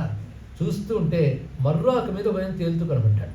ఎవరైనా వటపత్రశాలి కదా కనబడ్డాడు. అరే ఒకటి ఆలోచించద్దు, వటపత్రం మీద ఉన్నాడంటే పత్రం ఉందంటే వృక్షం ఉండాలిగా, వటపత్రం ఉండాలి కదా. ఆ పత్రం లేకపోతే ఆయన ఎక్కడ ఉంటాడు. కనుక శివుడు వటవృక్షంలాగా ఉంటే ఆ ఆకు మీద విష్ణువు కనబడుతున్నాడు అని చెప్పారు. అది రహస్యం. కాకు బయటికి కనబడుతుంది. ఆ మాట తర్వాత వృక్షకర్ణ స్థితి అని మాట చెప్పారు. వృక్షకర్ణ స్థితి న్యగ్రోధము అంటే ప్రళయకాలంలో కూడా నశించే న్యగ్రోధముగా ఉన్నవాడు అంటే ఏకార్ణవమైనప్పుడు ఆయన ఉన్నాడు. అప్పుడు న్యగ్రోధం అనే మాటకి న్యక్ రోహతి ఇది న్యగ్రోధం. ఆ పదం ఎందుకు వచ్చిందో తెలియాలి కదా. న్యగ్రోధం అంటే వటవృక్షం అంటే ఎందుకు వచ్చింది ఆ పేరు. న్యక్ అంటే కిందకి, కిందకి మొలకలు దింపి అక్కడి నుంచి మొలుస్తుంది కనుక, అందుకు ఊడలు కిందకి దింపి కూడా మొలుస్తుంది కనుక న్యగ్రోధం అని పేరు పెట్టారు. అన్ని వృక్షాలకి న్యగ్రోధం అనుకోండి వటవృక్షాలు. ఇంకొక రహస్యం ఉంది. ఒక్కొక్క వృక్షంలో ఒక్కొక్క దేవతా శక్తిని భావించాలన్నారు. అశ్వత్థం నారాయణుడు.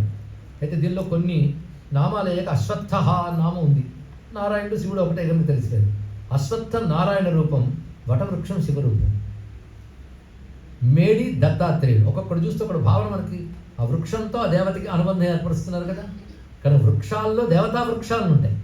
అందులో న్యగ్రోధం వటవృక్షం యొక్క గొప్పదని నేను చెప్తున్నారు ఇక్కడ. పైగా సూర్యుడికి న్యగ్రోధుడు అని పేరుంది. అందుకే ఒక చోట న్యగ్రోధం అంటే వటవృక్షం చెప్పాం, రెండవ చోట సూర్యుడు అని పేరు చెప్పండి. ఎందుకంటే తన కిరణాలని భూమి మీదకి పంపిస్తూ కిందకు వస్తున్నాయి, వేరులు కిందకి దిగినట్టు దిగుతున్నాయి. ఆ కిందకు వచ్చిన కిరణాల వల్ల భూమికి ఎంత శక్తులు వస్తున్నాయండి. ఆ మాట వస్తే అన్ని భూమికి పైనుంచే కింద పడుతున్నాయి. వర్షం ఎక్కడి నుంచి వస్తుంది? పైనుంచే. అది కింద నుంచి రావట్లేదు వర్షం. కానీ వర్షం వల్ల మొలకలు కింద నుంచి వస్తున్నాయి. కానీ వర్షం పైనుంచి కిందకు వస్తుంది. ఆ వర్షము కిరణములు కూడా సూర్యుడి వల్లే వస్తున్నాయన్నారు. పాయత్యేష తపత్యేష వర్షత్యేష గవస్థిభి ఆది చోటులో చదువుతున్నాం కదా. కనుక ఆ కిరణాల రూపంలో వర్షాది రూపాల్లో భూమి మీదకు పంపించి ఎవడు భూమిని పంటలతో పాడితో నింపుతూ ఉన్నాడో ఆ సూర్య భగవాన్ న్యగ్రోధుడు అని పేరు. ఆయన పేరు చెట్టుకు పెట్టారు కానీ చెట్టు పేరు దానికి పెట్టలేదు, తెలుసుకోండి. ఆయన పేరు వచ్చింది. శ్రీనివాస్ అంటే మా పక్కింట్లో ఉంటాడు అనకూడదు. తిరుమలలో ఆయన ఉన్నాడు కనుక ఆయన పేరు ఇరుగు పెట్టారు. అదేవిధంగా న్యగ్రోధం అనేది సూర్య భగవానుడి పేరుగా చెప్పుకో అన్నాడు ఇక్కడ. కానీ ఒక చోట మర్రి చెట్టు, ఒక చోట సూర్య భగవానుడు. వృక్షకర్ణ స్థితి. వృక్షకర్ణం అంటే వృక్షమునికి అంగం, వృక్షమున అంగం అంటే పత్రం, దానిపై ఉన్నాడు. వృక్షకర్ణ స్థితి అని గొప్ప మాట చెప్పారు. అంతేకాదు మరికొన్ని నామాలు దాటిపోతే 498, 494, 668 ఇక్కడికి వచ్చేటప్పటికీ స్వామికి వృక్షాకారో వృక్షకేతు అశ్వత్థ వృక్ష ఈ నామాలు వస్తాయి. వృక్ష సంబంధమైన నామాలన్నీ ఒక దగ్గరికి తెచ్చుకుంటే వృక్షం చూస్తే శివుడు గుర్తు రావాలి. వృక్షేభ్యో హరికేశేభ్య ఇది తెలిస్తే, అది రుద్రం చదివి కళ్ళు తెలిస్తే ప్రపంచమంతా శివుడు కనబడాలండి. అప్పుడు నీకు రుద్రం అర్థమైనట్లు, లేకపోతే అర్థమైనట్లు కాదు. అరే చుట్టూ ఉన్న మర్రి చెట్లు కాదు, ఆ చెట్లు కాదు, ఈ చెట్లు కాదు, చెట్లను చూస్తుంటే ఎలా ఉన్నాయంటే జడలు విరబూసుకున్న శివుళ్ళు అన్నాయట. అయితే జడలు ఆకుపచ్చ రంగులో ఉన్న జడలు హరికేశేభ్యో ఆకుపచ్చ రంగు జడలతో ఉన్న వృక్షముల రూపంలో ఉన్న రుద్రుడికి నమస్కారం. ఎంత బాగుంది ఇక్కడ. అంటే ప్రతి చెట్టు రుద్రుడే. ఇలా చూస్తే వృక్షో రక్షిత రక్షిత ఇవన్నీ వేరే చెప్పాలండి. ఆ చెట్టును చూస్తే చేతులు దండం పెట్టాలి, ఆకుపచ్చతనంతో ఉన్నవన్నీ. అందుకే నిన్ననే సిస్టర్ నివేదిత గురించి చెప్పుకున్నాం. ఆమె అంటుంది, నేను భారతదేశానికి వచ్చి హిమాలయ పర్వతాల్లో ఆ ప్రాంతాలు పర్యటిస్తున్నప్పుడు నాకు హిమోత్పర్వతాన్ని చూడగానే ఆ చెట్లన్నీ జటాజూటాలుగా, వాటి మధ్య వస్తున్న వాగులు గంగగా, ఆ పర్వతం శివుడిగా కనబడ్డాయి. అక్కడక్కడ మంచు పడిందే, అది భస్మధారణ చేసుకుని శివుడిలా కనబడింది. ఏమి వర్ణించిందండి ఆ తల్లి. అంతేకాదు ఆ చెట్ల కింద ఋషుల్ని చూసిన ఆవిడ, యోగులు, వాళ్ళు మఠం వేసుకుని తపస్సు చేస్తున్నారు. నిటారుగా ఇలా కూర్చుని ఉన్నారు. ఆ మఠం అలా వేసుకున్నారు. ఇది చూస్తుంటే పానవట్టంతో ఉన్న శివలింగాల్లా కనబడ్డారు ఒక్కొక్కరికి. అది దృష్టి అండి. అలాగా మంచి ఉద్దేశంతో వాళ్ళు ఎంత అందంగా రాశారు శివతత్వాన్ని. మొత్తానికి వృక్షములు రూపంతో ఉన్నవాడు. వృక్షాకారో వృక్షకేతు వృక్షాణాం పతయే నమః నమో వృక్షాయచ. ఒక్క వృక్షానికి కూడా నమస్కారం ఉంది. దానికి భాష్యం రాస్తూ వేదవేత్తలు ఏమంటారంటే కల్పవృక్ష స్వరూప. ఈయన కల్పవృక్షం వంటి వాడు. భక్తుల వాడిని కల్పవృక్షం చెట్టులా నిలబడ్డట్టే. ఒక చెట్టులా నిలబడ్డం అంటే అంత గొప్ప విషయం అండి. ఒక చెట్టు అంటే ఎన్నిటికి ఆశ్రయం ఇస్తుంది, ఎన్నిటికి ఆహారాన్ని ఇస్తుంది, ఎన్ని వచ్చి గూడు కట్టుకుని దాక్కుంటే ఎక్కడ. ఇన్నిటికి ఆశ్రయమైన చెట్టు ఎలా ఉంటుందో సర్వ జగత్తుకి ఆశ్రయమైన పరమాత్మ వృక్షము వలె ఉన్నాడు. అలాగని వృక్షము చిలక ఇలా రావా, గూడు కట్టుకోవా, అసలే వేకెంట్గా ఉంది అని అడగదు. ఆ వస్తే కట్టుకుంటే వాడి యోగం బట్టి. అలాగే రండి నేను మీకు చేత తీర్చుతాను అని పిలవదు, యోగం ఉన్నవాడు వస్తాడు. అలాగే ఆ పరమేశ్వరుణ్ణి యోగం ఉన్నవాళ్ళు ఆశ్రయిస్తూ ఉంటారు, ఆశ్రయించే వాళ్ళని అనుగ్రహిస్తూ ఉంటాడు. అందుకే సర్వాశ్రయస్థానమైన వృక్షము వంటి వాడు. ఏ వృక్షం? కల్పవృక్షం. ఏదో అక్కడ స్వర్గలోకంలో కల్పవృక్షం ఉంటుంది. అంటే ఎన్నో పుణ్యాలు చేసుకుంటే అక్కడికి వెళ్తారు. కల్పవృక్షం నీకేం కావాలని అది ఇస్తుంది. మాకు స్వర్గాన్ని గురించి మాకు అక్కర్లేదు, ఉన్నది భూమి మీద. మాకు ఏదైనా కావాలంటే ఇచ్చే కల్పవృక్షం కావాలి అంటే శివుణ్ణి ఆశ్రయిస్తే ఎక్కడైనా దొరికే కల్పవృక్షం ఆ పరమేశ్వరుడే. స్మరిస్తే చాలు. అక్లీబద్వయమూర్తి నీజు జడలయ్యా బాలపత్రావళు శుక్లద్వాదశి చంద్రఖండము జటాజుగుటిన్ ప్రసూనంబు నిత్యక్లిన్నంబును భస్మపు పొడి మధుస్యం దంబు ద్యోగంగా నా ఈ క్లేశంబు హరింప సౌరతరు మూర్తి చూడు విశ్వేశ్వర అంటారు విశ్వనాథ. అదిగో చెట్టులాగా ఉన్నావయ్యా నువ్వు. ఆ చెట్లకు ఉన్నట్టు నీ జడలన్నీ ఉన్నాయి. నీది జడలయ్యా బాలపత్రావళు. ఆ చిగురుతో ఉన్నటువంటి కొమ్మలతో ఉన్నటువంటి ఇవన్నీ కూడాను ఎర్రని జడల్లా గోచరిస్తున్నాయి. పైగా అందులో నెలవంక ఆ చెట్టుకు పూసిన పువ్వులా కనబడుతుంది. ఇక్కడ ఆ పైనుంచి వస్తున్నటువంటి గంగ ఆ చెట్టు కుసుమాల నుంచి వస్తున్న మకరందంలా ఉన్నది ఇక్కడ. కనుక నా కోసం నిలబడ్డ ఓ కల్పవృక్షమా నేను ఆశ్రయిస్తున్నాను అన్నాడు. ఇదే భావాన్ని తీసుకుని తెనాలి రామకృష్ణుడు పాండురంగ మహాత్యంలో ఈ చిగురాకు ఈ ప్రసవం ఈ పువ్వుదేనే ఎంత యొప్పని చూచిదిరే అటంచు తన చుట్టూ సుఖాదులు కొల్వా అన్నాడు. ఇక్కడ సుఖాదు అంటే చిలకలు. చిలకలు కొలుచుకుంటున్నాయి అటు వచ్చి. ఈ చిగురాకు ఎంత బాగుందో చూడు, ఈ పువ్వు ఎంత బాగుందో చూడు, ఇదిగో పుప్పుడు చూసావా ఎంత బాగుంది. పుప్పుడు ఏంటంటే భస్మం, ఆయన పూసుకున్న భస్మం పుప్పు అంట. పుప్పుడు చూడు ఎంత బాగుందో అంటున్నాయట అని సుఖాదులు చిలకలు వచ్చి కొలుచుకుంటున్నాయి. సుఖాదులు అంటే సుఖాది యోగీంద్రులు వచ్చి కొలుచుకుంటున్నటువంటి శివుడు అనే కల్పవృక్షము మన అభీష్టము నెరవేర్చుగాక అన్నారండి. ఇక్కడ శివుడిని వృక్షంగా దర్శిస్తూ ఎంత భావం చూపించారు. విభువు సుతీక్ష్ణ దశన మహాకాయ మహానన. ఇక్కడ విభువు అంటే వివిధ రూపేణ భవతి, అనేక రూపాలతో ఉండవాడు అని అర్థం. అనేక రూపాలతో అన్నప్పుడు నీలకంఠ దీక్షితులు భాష్యం రాశారని చెప్పారు కదా, ఆయన ఇక్కడ గొప్ప మాట్లాడారు. హరిహర దుర్గ గణేశ అర్క అగ్ని వాయు ఇత్యాది రూపములతో ఉన్న ఈశ్వరుడు విభువు. అంటే హరి ఆయనే, హరుడు ఆయనే, గణేశుడు సూర్యుడు, ఇక అగ్ని వాయువు ఇత్యాది రూపములతో ఉన్నటువంటి వాడు కనుక విభువు. ఇందాక చెప్పిన బహురూప బహుభూత అలాగే. అలా మహాకాయో మహాహన ఇలాంటి నామాలే. తర్వాత మహాశబ్దంతో ఆయన శరీరాన్నంతటి మహాగా వర్ణిస్తారు. మహాపాద మహాకాయ, ఆయన హస్తములు పాదములని మహాలక్షణంతో ఉన్నాయి. అంటే శివుడుగా నిలబడితే ఆ స్వరూపం సర్వోత్కృష్టంగా గోచరిస్తున్నది. సర్వోత్కృష్టం అంటే అంత పొడగరతనం ఇంత లావు మాత్రమే కాదయ్యా, గొప్ప లక్షణములతో ఉన్నది. అది నేను చెప్పుకున్న భగవద్ రూపములన్నీ తేజోమయములై శాశ్వతములై ఆనందమయములవుతా కనుక మహాశబ్దం వాటికే పడతారు. ఇక ఆ తర్వాత అనేక నామాలు వస్తున్నాయి. మనం ఇంకా కొన్ని ఎంపిక చేసుకుంటూ వెళ్ళవలసిన స్థితిలోకి వస్తున్నాయి. అయితే ఒకటి ఇంతవరకు శ్రద్ధగా విన్న వాటితో కానీ మీరు తర్వాత నామాలు చదివితే ఎలా ఆలోచించాలో చెప్పబడుతుంది కనుక సులభంగా వెళ్ళిపోతుంది. వేణ వీపణ వీతాళి ఖలీకాల కటంకట నేను చెప్పుకున్నాను. కాలకటంకట అని నామం ఉంది, వినడానికి బాగుంది కదా, ఇంత కటకట్లాడు. కటము అంటే ఆ హద్దు ఆవరణ, కాలానికి ఒక హద్దు ఉంటుంది, ఆ హద్దుకు కూడా హద్దు అయిన వాడు శివుడు, అది ఎవరు దాటలేరు. అంటే కాలం కూడా కప్పబడి ఒక ఆవరణలోనే ఉంటుంది. మనంతా అందరం కాలం అధీనంలో ఉన్నది. కాలం కూడా లిమిటేషన్ ఉంది అయ్యా, లిమిటేషనే కటం, దానికి లిమిటేషన్ ఉంది. ఆ లిమిటేషన్ ఏర్పరిచిన వాడు, తనకే లిమిటేషన్ లేనివాడు ఎవడో అతడు కాల కటంకట అని చెప్పబడుతున్నాడు. ఇక నక్షత్ర విగ్రహమతికి, ఇది గతంలోనే చెప్పాను, ఇక్కడ నామ అక్కడ వెతుక్కొచ్చి. అలాగే అనేక నామములు ముందు నామాలతో కలుపుకుంటూ చెప్పుకున్నాం గనక పర్వాలేదు. ఆదిత్య, ఇది ఒక్కటి చెప్పుకుంటే దీనికి సంబంధించిన నామాలు చాలా ఉన్నాయి. ఖగహ, ఆకాశంలో గమనం చేయవాడు అంటే అది ఆదిత్యుడి పేరే. బహురశ్మి, అనేక కిరణాలు కలవాడు, అది ఆదిత్యుడే. సువర్చసి, మంచి వర్చస్సుతో ఉన్నాడు, అది ఆదిత్యుడే. రౌద్ర రూప, ఆదిత్యుడు నేను చదువుతుంటారు కదా, సరిగ్గా ఆదిత్యుడు నేను చెప్తూ నమః వచ్చేటప్పటికల్లా మొట్టమొదటిన్నది రౌద్రాయ వపుషే నమః. రౌద్రాయ వపుషే నమః అంటే రుద్ర నమకాన్ని ఆదిత్య రూపంతో అగస్త్యుల వారు రాముడికి చెప్పాడు అనేది సూక్ష్మమైన రహస్యం. అక్కడ నుంచి నమః నమః నమః మొత్తం వస్తుంది. ఇక్కడ రుద్ర శరీరం ధరించిన అంతవరకు వపుషే నమః లేదు. వపుషే అంటే శరీరం, రౌద్రాయ వపుషే అంటే రుద్ర రూపంలో ఉన్నట్ట. కనుక ఆదిత్యుడి రుద్రుడు, ఇది తెలుసుకోవాల్సిన రహస్యం. అందుకే తర్వాత నామం అంశుహు. అంశుహు అంటే కిరణములు కలవాడు, వ్యాపించువాడు, ఆదిత్యుడి లక్షణమేది. ఆదిత్య, ఒక పెద్ద ఆయన అంటాడు, అటు విష్ణు శాస్త్రానికి కానీ శివశాస్త్రానికి ప్రతి నామానికి సూర్యుడి పరంగా అర్థం చెప్తాడు, ప్రతి నామానికి. అందుకే మనం ఆదిత్యుల్లోనే సర్వదేవతలను చూస్తున్నాం. ఆదిత్యుడిని చూసి ఒక దండం పెట్టని వాడు ఈ ఆధ్యాత్మిక సాధన చెయ్యలేడు, తెలుసుకోండి ఇక్కడ. అందుకే మన సంస్కృతి మాత్రం సంధ్యాకాలాల్లో సూర్యుడిని ఆరాధించండి అని చెప్తుంది. పూర్వం పల్లెల్లో పంటలు పండించుకునే వాళ్ళు కూడా సూర్య భగవానుకు నమస్కారం చేసుకునేవారు. ఇప్పుడు ఆయన వచ్చేయడం లేవడానికి కూడా ఎవరు సిద్ధం కావట్లేదు. ఆయన చూసుకుని దండం పెట్టాలి బుద్ధి కూడా పెట్టట్లేదు. సూర్యుడిని చూసి దండం పెట్టలేదంటే భగవంతుడు ప్రత్యక్షమైన నువ్వు పోల్చుకోలేవు అన్నాడు ఆయన. ప్రత్యక్షమైన భగవంతుడు, ఆయన విడిచిపెడితే ఎక్కడ? అందుకు ఉపనిషత్తు కూడా అంతరాదిత్యోపాసన ఇత్యాది చెప్పింది. ఆదిత్య మండలాంతరంలో పరమాత్మను భావించాడు. ఈ మాట ఉద్ధవ గీతలో కృష్ణుడు చెప్తాడు.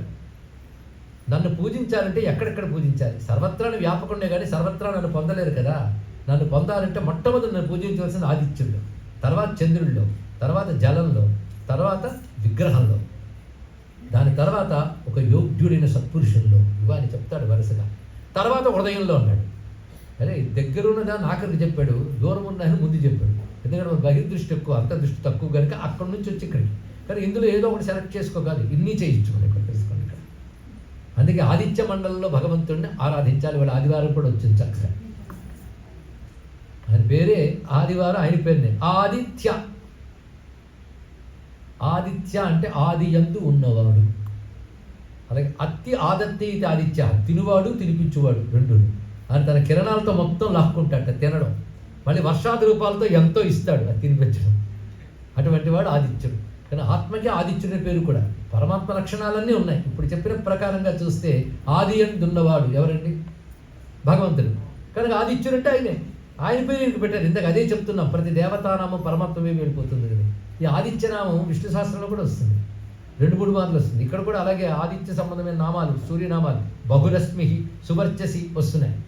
అయితే ఆదిత్యుడి గురించి చెప్తూ వైష్ణవులు ఏమంటారంటే ఆదిత్యుడు విష్ణువు, విష్ణు స్వరూపంగా చూడు. జయత్ సదా సవిత మండల మధ్యవర్తి నారాయణ. శాక్తేయులు ఏమంటారంటే ఆదిత్య మండలంలో అమ్మవారు ఉన్నారు. ఆదిత్య మండల స్థాన పరబ్రహ్మస్వరూపిణి గాయత్రి, ఆ తల్లిని మనం భానుమండల మధ్యస్థ. దీనికి సంబంధించి ఉపాసనలు ఏమంటారంటే పాశాంకుశధరాం దేవీం ఆదిత్య మండల స్థానం అక్కడ ఉందిట. అందుకే సూర్యమండల స్థానం త్రిపుర సుందరీం భావయ్య అన్నాడు. ఇక్కడ అమ్మవారిని భావించాలట. అదే శైవం ఏమంటుందంటే సౌరమండల మధ్యస్థం సాంబం సంసార భేషజం నీలగ్రీవం విరూపాక్షం నమామి శివం అవ్యయం అన్నారు. ఇక్కడ ఈ విషయం వచ్చింది కదా, పనికొచ్చే అంశం ఇక్కడ. ఆదిత్యంచ శివం విద్యాత్ శివం ఆదిత్య రూపిణం ఉభయోర్ అంతరన్నాస్తి ఆదిత్యస్య శివస్య చ. శివుడు ఆదిత్యుడు ఒకడని తెలుసుకో. అందుకే ఈ రుద్రం చదివేవాళ్ళు చాలామంది ఉన్నారు కదా, న్యాసంలో వాళ్ళు ఏం చెప్తున్నారు ఒక్కసారి పరిశీలించండి. ఎవరు దేవత అంటే సంకర్షణ స్వరూపో యోసావాదిత్య పరమపురుష సయేష రుద్రో దేవత. యోసావాదిత్య అసౌ ఆదిత్య సంకర్షణ స్వరూప. అసౌ అంటే ఈయన, అసౌ ఆదిత్య సంకర్షణ స్వరూప. అతడు రుద్రుడు, ఆయనే ఈ రుద్రమంత్రాలకి అధిపతి అన్నాడు ఇక్కడ. రుద్రమంత్రం రుద్రుడు అధిపతి, ఆయన సంకర్షణ స్వరూపుట. సంకర్షణ అంటే ఎవరు? విష్ణువే. అంటే విష్ణువుకి రుద్రుడికి అభేదం చెప్తూ ఆదిత్య మండలాంతర్గతమైన పరమాత్మ తేజస్సే రుద్రుడు అని చెప్పబడుతున్నాడు. పైగా అసౌ, అక్కడ అసౌ వాడారు పరిస్థితి. సంకర్షణ స్వరూపో యోసావాదిత్య యహ అసౌ ఆదిత్య. సరిగ్గా అసౌ అనే మాటతో 2 మంత్రాలు మనకి రుద్రంలో కనబడతాయి. అసౌ యస్తాంభ్రో అరుణుత బభ్రు సుమంగళ. ఒకటి అసౌ యో వసత్పతి నీలగ్రీవో విలోహిత. 2 మంత్రములు. అసౌ అనే మాట కానీ ఏష అనే మాట కానీ ఎక్కడైనా వచ్చిందంటే వేదంలో సూర్యుడు గురించి చెప్తున్నారు, అర్థం చేసుకోండి. ఆ వరుడు అక్కడ వచ్చిందంటే సూర్యుడే. అసావాదిత్యో బ్రహ్మ. ఎవరికైనా పొరపాటున సంధ్యావందనం చేసిన అలవాటు ఉంటే వాడు చెప్పగలరు, అసావాదిత్యో బ్రహ్మ, ఈ ఆదిత్యుడే బ్రహ్మము. ఈ అని అసౌ. అసలు ఈ అని చూపించగలిగిన దేవుడు ఎవడండి అన్నాడు ఇక్కడ. ఈ అని చూపించగలిగిన దేవుడు ఎవడైనా ఉన్నాడా? ఆదిత్యుడు ఒక్కడు తప్ప. అది గొప్ప భావం చెప్పారు. ఎందుకంటే పరమాత్మ హృదయంలో ధ్యానించండి. ఎక్కడ? హృదయంలో. వీడికి కనబడలేదు, అవతల వాడు చూపించలేదు. కానీ నిరాకారమైన పరమాత్మని ఎలాగూ చూడడం. కొన్ని సాకారమైన నారాయణుడు, చతుర్ భుజాలు, శంఖచక్రాలు లేదా జటాజోట ధారించనేత్రుడు అంటే ఉపాసకులకి దర్శనమిస్తాడు. అది పండిపోతే. కానీ అందరికీ కనబడిపోతున్న పరమాత్మ ఎవడయ్యా అంటే అందరికీ కనబడుతున్న పరమాత్మ సూర్య భగవానుడు అని. పరమాత్మను తెలుసుకోలేని వాడు మూర్ఖుడు అని. పరమాత్మను తెలుసుకోగలిగిన ఎరుక కలిగిన వాడు మానవుడు. ఆ ఎరుకతో ఉపాసించేవాడు భక్తుడు, వాడు ఆస్తికుడు, వాడు జన్మ ధరిస్తుంది అని సనాతన ధర్మం వేదము ద్వారా ఇదే ప్రతిపాదించింది. నువ్వు ఎవరిని పూజించు, ఆదిత్యుడు దగ్గర తెలుసుకో. ఆయన్ను కూడా దేవుడు ఎంత అడ్డం బతికిపోతే నీకంటే మూర్ఖుడు ఎవరున్నారు? అది ఒక గ్రహం అండి, మంటుచున్న అగ్ని గోడము అన్నాడు ఆయన. అరే, నేను చిన్నప్పటి నుంచి పెంచి పోషించి అన్నం పెట్టే అమ్మ రక్తమాంసాలు కలిగిన స్త్రీ, అంతేగా, ఇంకేముందా అనడం ఎంత పాపమో. సూర్యుడిని మంటుచున్న అగ్నిగోళం అనడం అంతే పాపము. ఒక స్త్రీలో అమ్మతనం పిల్లవాడికి తెలుస్తుంది, సూర్యుడిలో దైవత్వం భక్తుడికి తెలుస్తుంది. అయితే తను గుర్తించకపోయినా అమ్మన్నం పెడుతుంది. మనం పట్టించుకోకపోయినా మన కోసం ఆదిత్యుడుగా శివుడు వస్తున్నాడు అని తెలుసుకుంటే ఆదిత్యుడు కంటే జ్యోతిర్లింగం ఉందా అన్నాడు. ఎలా ఉంటాడు ఆయన? ఎప్పుడూ ఒకేలా ఉండడు. ఉంటే మన బతుకు సాగదు. అది సంవత్సరకరహ, నిన్ననే చెప్పుకున్నాం. సంవత్సరం ఏర్పరుస్తున్నాడు ఆయన. ఆ సంవత్సరం ఏర్పరిచినప్పుడు ఏ మాసంలో ఎలా ఉండాలో అలా ఉంటాడు. మాసానికి ఒక సూర్యుడు ఎందరయ్యారు? మొత్తం 12. అదే ద్వాదశ జ్యోతిర్లింగములయ్యా అన్నాడు ఇక్కడ. ఆ జ్యోతి యొక్క ద్వాదశ సంఖ్యనే ద్వాదశ సంఖ్యతో జ్యోతిర్లింగాలకు పెట్టారు. కానీ జ్యోతిర్లింగాలు 12లో ఇంకా చాలా ఉన్నాయి. 12 సంఖ్యకు కారణం ఏంటంటే పరమేశ్వరుడు పరమజ్యోతి, అందుకే జ్యోతిర్లింగం అంటాం. కానీ నీకు కనబడుతున్న జ్యోతి మాత్రం ఆదిత్య మండలం నుంచి వస్తుంది. ఎందుకంటే అనేక జ్యోతిర్మండలాలు ఉన్నాయి కదండి, అందులో ఇది ఒకటి అన్నాడు.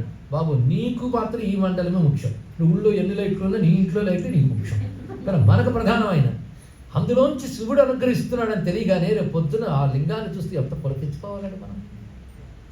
ఆయనే వాడు చంద్రుడి యందు తన కాంతిని ప్రసరిస్తున్నా అంటే ఆయన ఒక లింగం. అందుకే సూర్యలింగాయ వై నమః, చంద్రలింగాయ వై నమః, జలలింగాయ వై నమః, వాయులింగాయ వై నమః, పృథ్వీలింగాయ వై నమః. అన్నిట్లో చూడగలగాలి. కనుక ఆదిత్య ఆయనే తామ్ర అరుణ బభ్రు సుమంగళ. ఉదయించుడు రెడ్డిష్గా ఉంటాడు తామ్ర. కొంతసేపటి కొంచెం ఎరుపు విరుగుతుంది, అది అరుణ. దాని తర్వాత గోల్డెన్ కలర్, గోరోచన వర్ణం, అది బభ్రు. ఇన్ని రంగులుగా మారుతున్నది ఎందుకంటే లోకానికి మంగళం కలిగించడానికంటే సుమంగళ అని చెప్పారు ఇక్కడ. అలాంటి వాడు అదిగో ఆకాశంలో వెళుతున్నాడు చూడు. అసౌ యో వసత్పతి. ఆయన నీలగ్రీవ విలోహిత. ఆయన నీలగ్రీవుంటే ఏం మాట, నీలకంఠుడు. నీలం అంటే జలం, జలాన్ని తనలో దాచుకున్నవాడు అర్థం. విలోహిత ఎర్రగా ఉంటాడు, అది అగ్నికి. అంటే సూర్యకిరణాల్లో అగ్ని జల 2 లక్షణాలు ఉంటాయి. వీటిని అగ్ని సోమాత్మకం. మొత్తం 7 కిరణాలు అంటారు, 7 రంగులు. 7 రంగుల్లో అగ్ని లక్షణం కలిగిన రంగులు కొన్ని ఉన్నాయి, జల లక్షణం కలిగిన రంగులు కొన్ని ఉంటాయి. అది నీలము, ఆకుపచ్చ ఇత్యాదులు జల లక్షణం కలిగినవి. ఎరుపు, పసుపు మొదలైన అగ్ని లక్షణం కలిగినవి. అవి ఇవి ఇటు 3 అటు 3 పట్టుంటాడు. 2 కలిపి మధ్యలో ఉంటుంది. కలిపి మొత్తం 7 కిరణాలతో ప్రకాశిస్తున్నాడు. అందుకే నీలగ్రీవో విలోహిత. ఆయన అందరూ చూస్తున్నాడు. ఏదో ఉపాసకులు మాత్రమే కాకుండా పొద్దున్న పాలు నీళ్లు, మార్నింగ్ అయిందంటే పాలు నీళ్లు పట్టుకునే వాళ్ళే ఉంటూ ఉంటారు. వాళ్ళకు కూడా కనబడుతున్న శివుడయ్యా ఆయన అని అద్భుతంగా చెప్పారు. అందుకే అందరికీ ప్రత్యక్షమైన శివుడు ఎవరు? ఆదిత్యరూపుడు.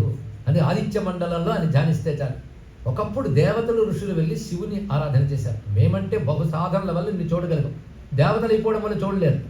వాళ్ళు కూడా ఎంతో భక్తి సాధనల వల్ల వెళ్ళగలిగారు. వెళ్ళి శివుడిని చూసి ఆనందించి, నిన్ను అందరూ పూజించాలంటే ఏ రూపంలో పూజిస్తే నీకు ఇష్టం అని అడిగారు. అడగగానే శివుడు ఒక్కసారి ఆ కైలాసంలో ఒక మండలం చూపించాడు. అది సూర్యమండలం. ఆ సూర్యమండలం మెరిసిపోతూ ఆయన ఉన్నాడు. బంగారు రంగుతూ ఉన్నాడు ఆయన. నమో హిరణ్యబాహవే హిరణ్యవర్ణాయ హిరణ్యరూపాయ హిరణ్యపతయే అంబికాపతయే పశుపతయే ఉమాపతయే నమః. నిన్న వచ్చింది ఉమాపతి. అక్కడ కనబడుతుంది. ఎవడైనా ఉమాపతి పశుపతి అంటే ఎవడో తెలిసిపోయింది కదా. బంగారు చేతులు వాట అంటే మంచి గోల్డ్ అలంకారాలు చేసుకున్నాడు కాదు, అన్నీ ఇచ్చే చెయ్యి బంగారు చెయ్యి. అందుకని వాడి ఎందుకు అక్కడాలు పెట్టుకోండి, మనకెందుకండి, మనకు పనికొచ్చేది ఇవ్వాలి. అందుకే హిరణ్యబాహవే బంగారు చేతితో ఉన్నట్ట, హిరణ్యవర్ణ హిరణ్య రూపాయ. ఆఖరికి ఇంకో చోటు ఉపనిషత్తు చెప్తోంది, హిరణ్యశ్మశ్రు హిరణ్యకేశా, బంగారు గడ్డాలు బంగారు కిరణాలు, ఆ ప్రణఖాత్ సర్వయేవ సువర్ణ, గోరు మొదలుకుని జుట్టు వరకు అంతా బంగారమేట. ఇలా ఉంటూ కనబడ్డాడు ఉమాసహితుడుగా అని. ఈ స్వరూపాన్ని మనం ధ్యానం చేస్తాం రుద్రంలో. మండలాంతరగతం హిరణ్మయం భ్రాజమాన వపుషం శుచిస్మితం చండదీధితిమఖండిత జ్యుతిం చింతయేన్ ముని సహస్రసేవితం అని నమస్కారం చేసుకుంటాం. అప్పుడు శివుడు ఒక మంత్రం చెప్తాడు ఋషులకి అందరికీ. ఈ మంత్రం జపించి నన్ను నమస్కరిస్తే వాళ్ళు అనుగ్రహిస్తాను అని చెప్తున్నాడు. ఆ మంత్రం అందరికీ పనికొస్తుంది అని నేను ఒకసారి చదివి మీ చేత అనిపిస్తాను. నమశివాయ సాంబాయ సగణాయ ఆదిహేతవే రుద్రాయ విష్ణవే తుభ్యం బ్రహ్మణే సూర్యమూర్తయే. అందరూ హాయిగా చదువుకోవచ్చు. ఇక్కడ ఆ వాక్యం చూడండి. రుద్రాయ విష్ణవే తుభ్యం బ్రహ్మణే అంటే రుద్ర విష్ణు బ్రహ్మ రూపుడైన పరమేశ్వరకు నమస్కారం. ఎవరిని వదిలిపెట్టాడు ఆయన? ఎవడు? నమశివాయ. మొట్టమొదట మహామంత్రమే పెట్టేశాడు. నమశివాయ. సాంబాయ అమ్మవారితో ఉన్నాడు. సగణాయ గణములతో ఉన్నాడు. ఎన్ని గణములు ఆయనతో ఉంటాయి. ఆదిహేతవే ఆది కారణముగా ఉన్నటువంటి వాడు. ఇప్పుడు ఈ మంత్రం అందరం ఉందామా? నమశివాయ సాంబాయ సగణాయ ఆదిహేతవే రుద్రాయ విష్ణవే తుభ్యం బ్రహ్మణే సూర్యమూర్తయే. ఈ మంత్రం శివుడు వాళ్ళకు ఉపదేశించాడు ఋషులకి దేవతలకి. ఆ ఋషులు దయతో మన దాకా తీసుకొచ్చారు. ఇది ఆదిత్య అనే నామం దగ్గర ఇతర నామాలతో కలుపుకుని మనం సూర్య భగవానుడే శివుడు, శివుడే సూర్యుడు అనే విషయాన్ని ప్రస్తావన చేసుకున్నాం. అటువంటి ఆదిత్యాంతర్గతైన యయేషోంతరాదిత్యై హిరణ్మయ పురుషో దృశ్యతే అని ఉపనిషత్తు చెప్తాను. ఆదిత్య మండలంలో హిరణ్మయ పురుషునిగా ఉపాసింపబడుతున్నవాడు. దీన్ని అంతరాదిత్య ఉపాసన అని ఉపనిషత్తు చెప్తుంది. అంతరాదిత్య అంటే మండలంలో ఉన్నవాడు. అంతరాదిత్య అంటే నీ హృదయం మండలంలో ఉన్నటువంటి వాడు ఆదిత్యం. అంటే కాదు, ఆదిత్య అంటే ఛేదింపబడినవాడు, నశింపబడనివాడు అని అర్థం. ఇప్పుడు అచ్ఛేద్యోయం అదాహ్యోయం అక్లేద్యోని గీతావాక్యం చెప్తే ఛేదింపబడేది శరీరమే, బుద్ధి ఛేదింపబడుతుంది, ఎప్పుడూ ఒకలా ఉండదు. ప్రాణాలు ఛేదింపబడతాయి. వీటన్నిటికి మూలమైన ఆత్మ ఎప్పుడూ ఛేదింపబడుతూ అదే అంతరాదిత్యుడు అంటే అది ఇక్కడ. ఇది అంతరాదిత్య ఉపాసన. అందుకే రమణుల వారు ఒక మాట చెప్తారు, నేను అనబడే చైతన్యం ఏదైతే ఉందో అదే సూర్యమండలంలో ఉంది, సూర్యమండలంలో ఏదుందో అదే నీలో ఉంది అని భావించగానే నీకు సంపూర్ణ అనుగ్రహం లభిస్తుందని ఒక శిష్యుడికి బోధించట ఇక్కడ. అది తెలుసుకోగలగాలండి. కనుక ప్రపంచమంతా పరమాత్మను చూస్తూ, మనలో పరమాత్మను చూస్తూ, పరమాత్మ తప్ప మరొకటి లేదు అనే జ్ఞానం పొందుతున్నాం శివశాస్త్రం వల్ల. ఇంకా ఎంత పొందాలన్నా సాయంకాలం సమావేశం పూర్ణం చేసుకోవాల్సింది. కనుక సాయంకాలం 5 గంటలకు శివసహస్రనామాన్ని మనం పరిపూర్ణం చేసుకుందాం. స్వస్తి.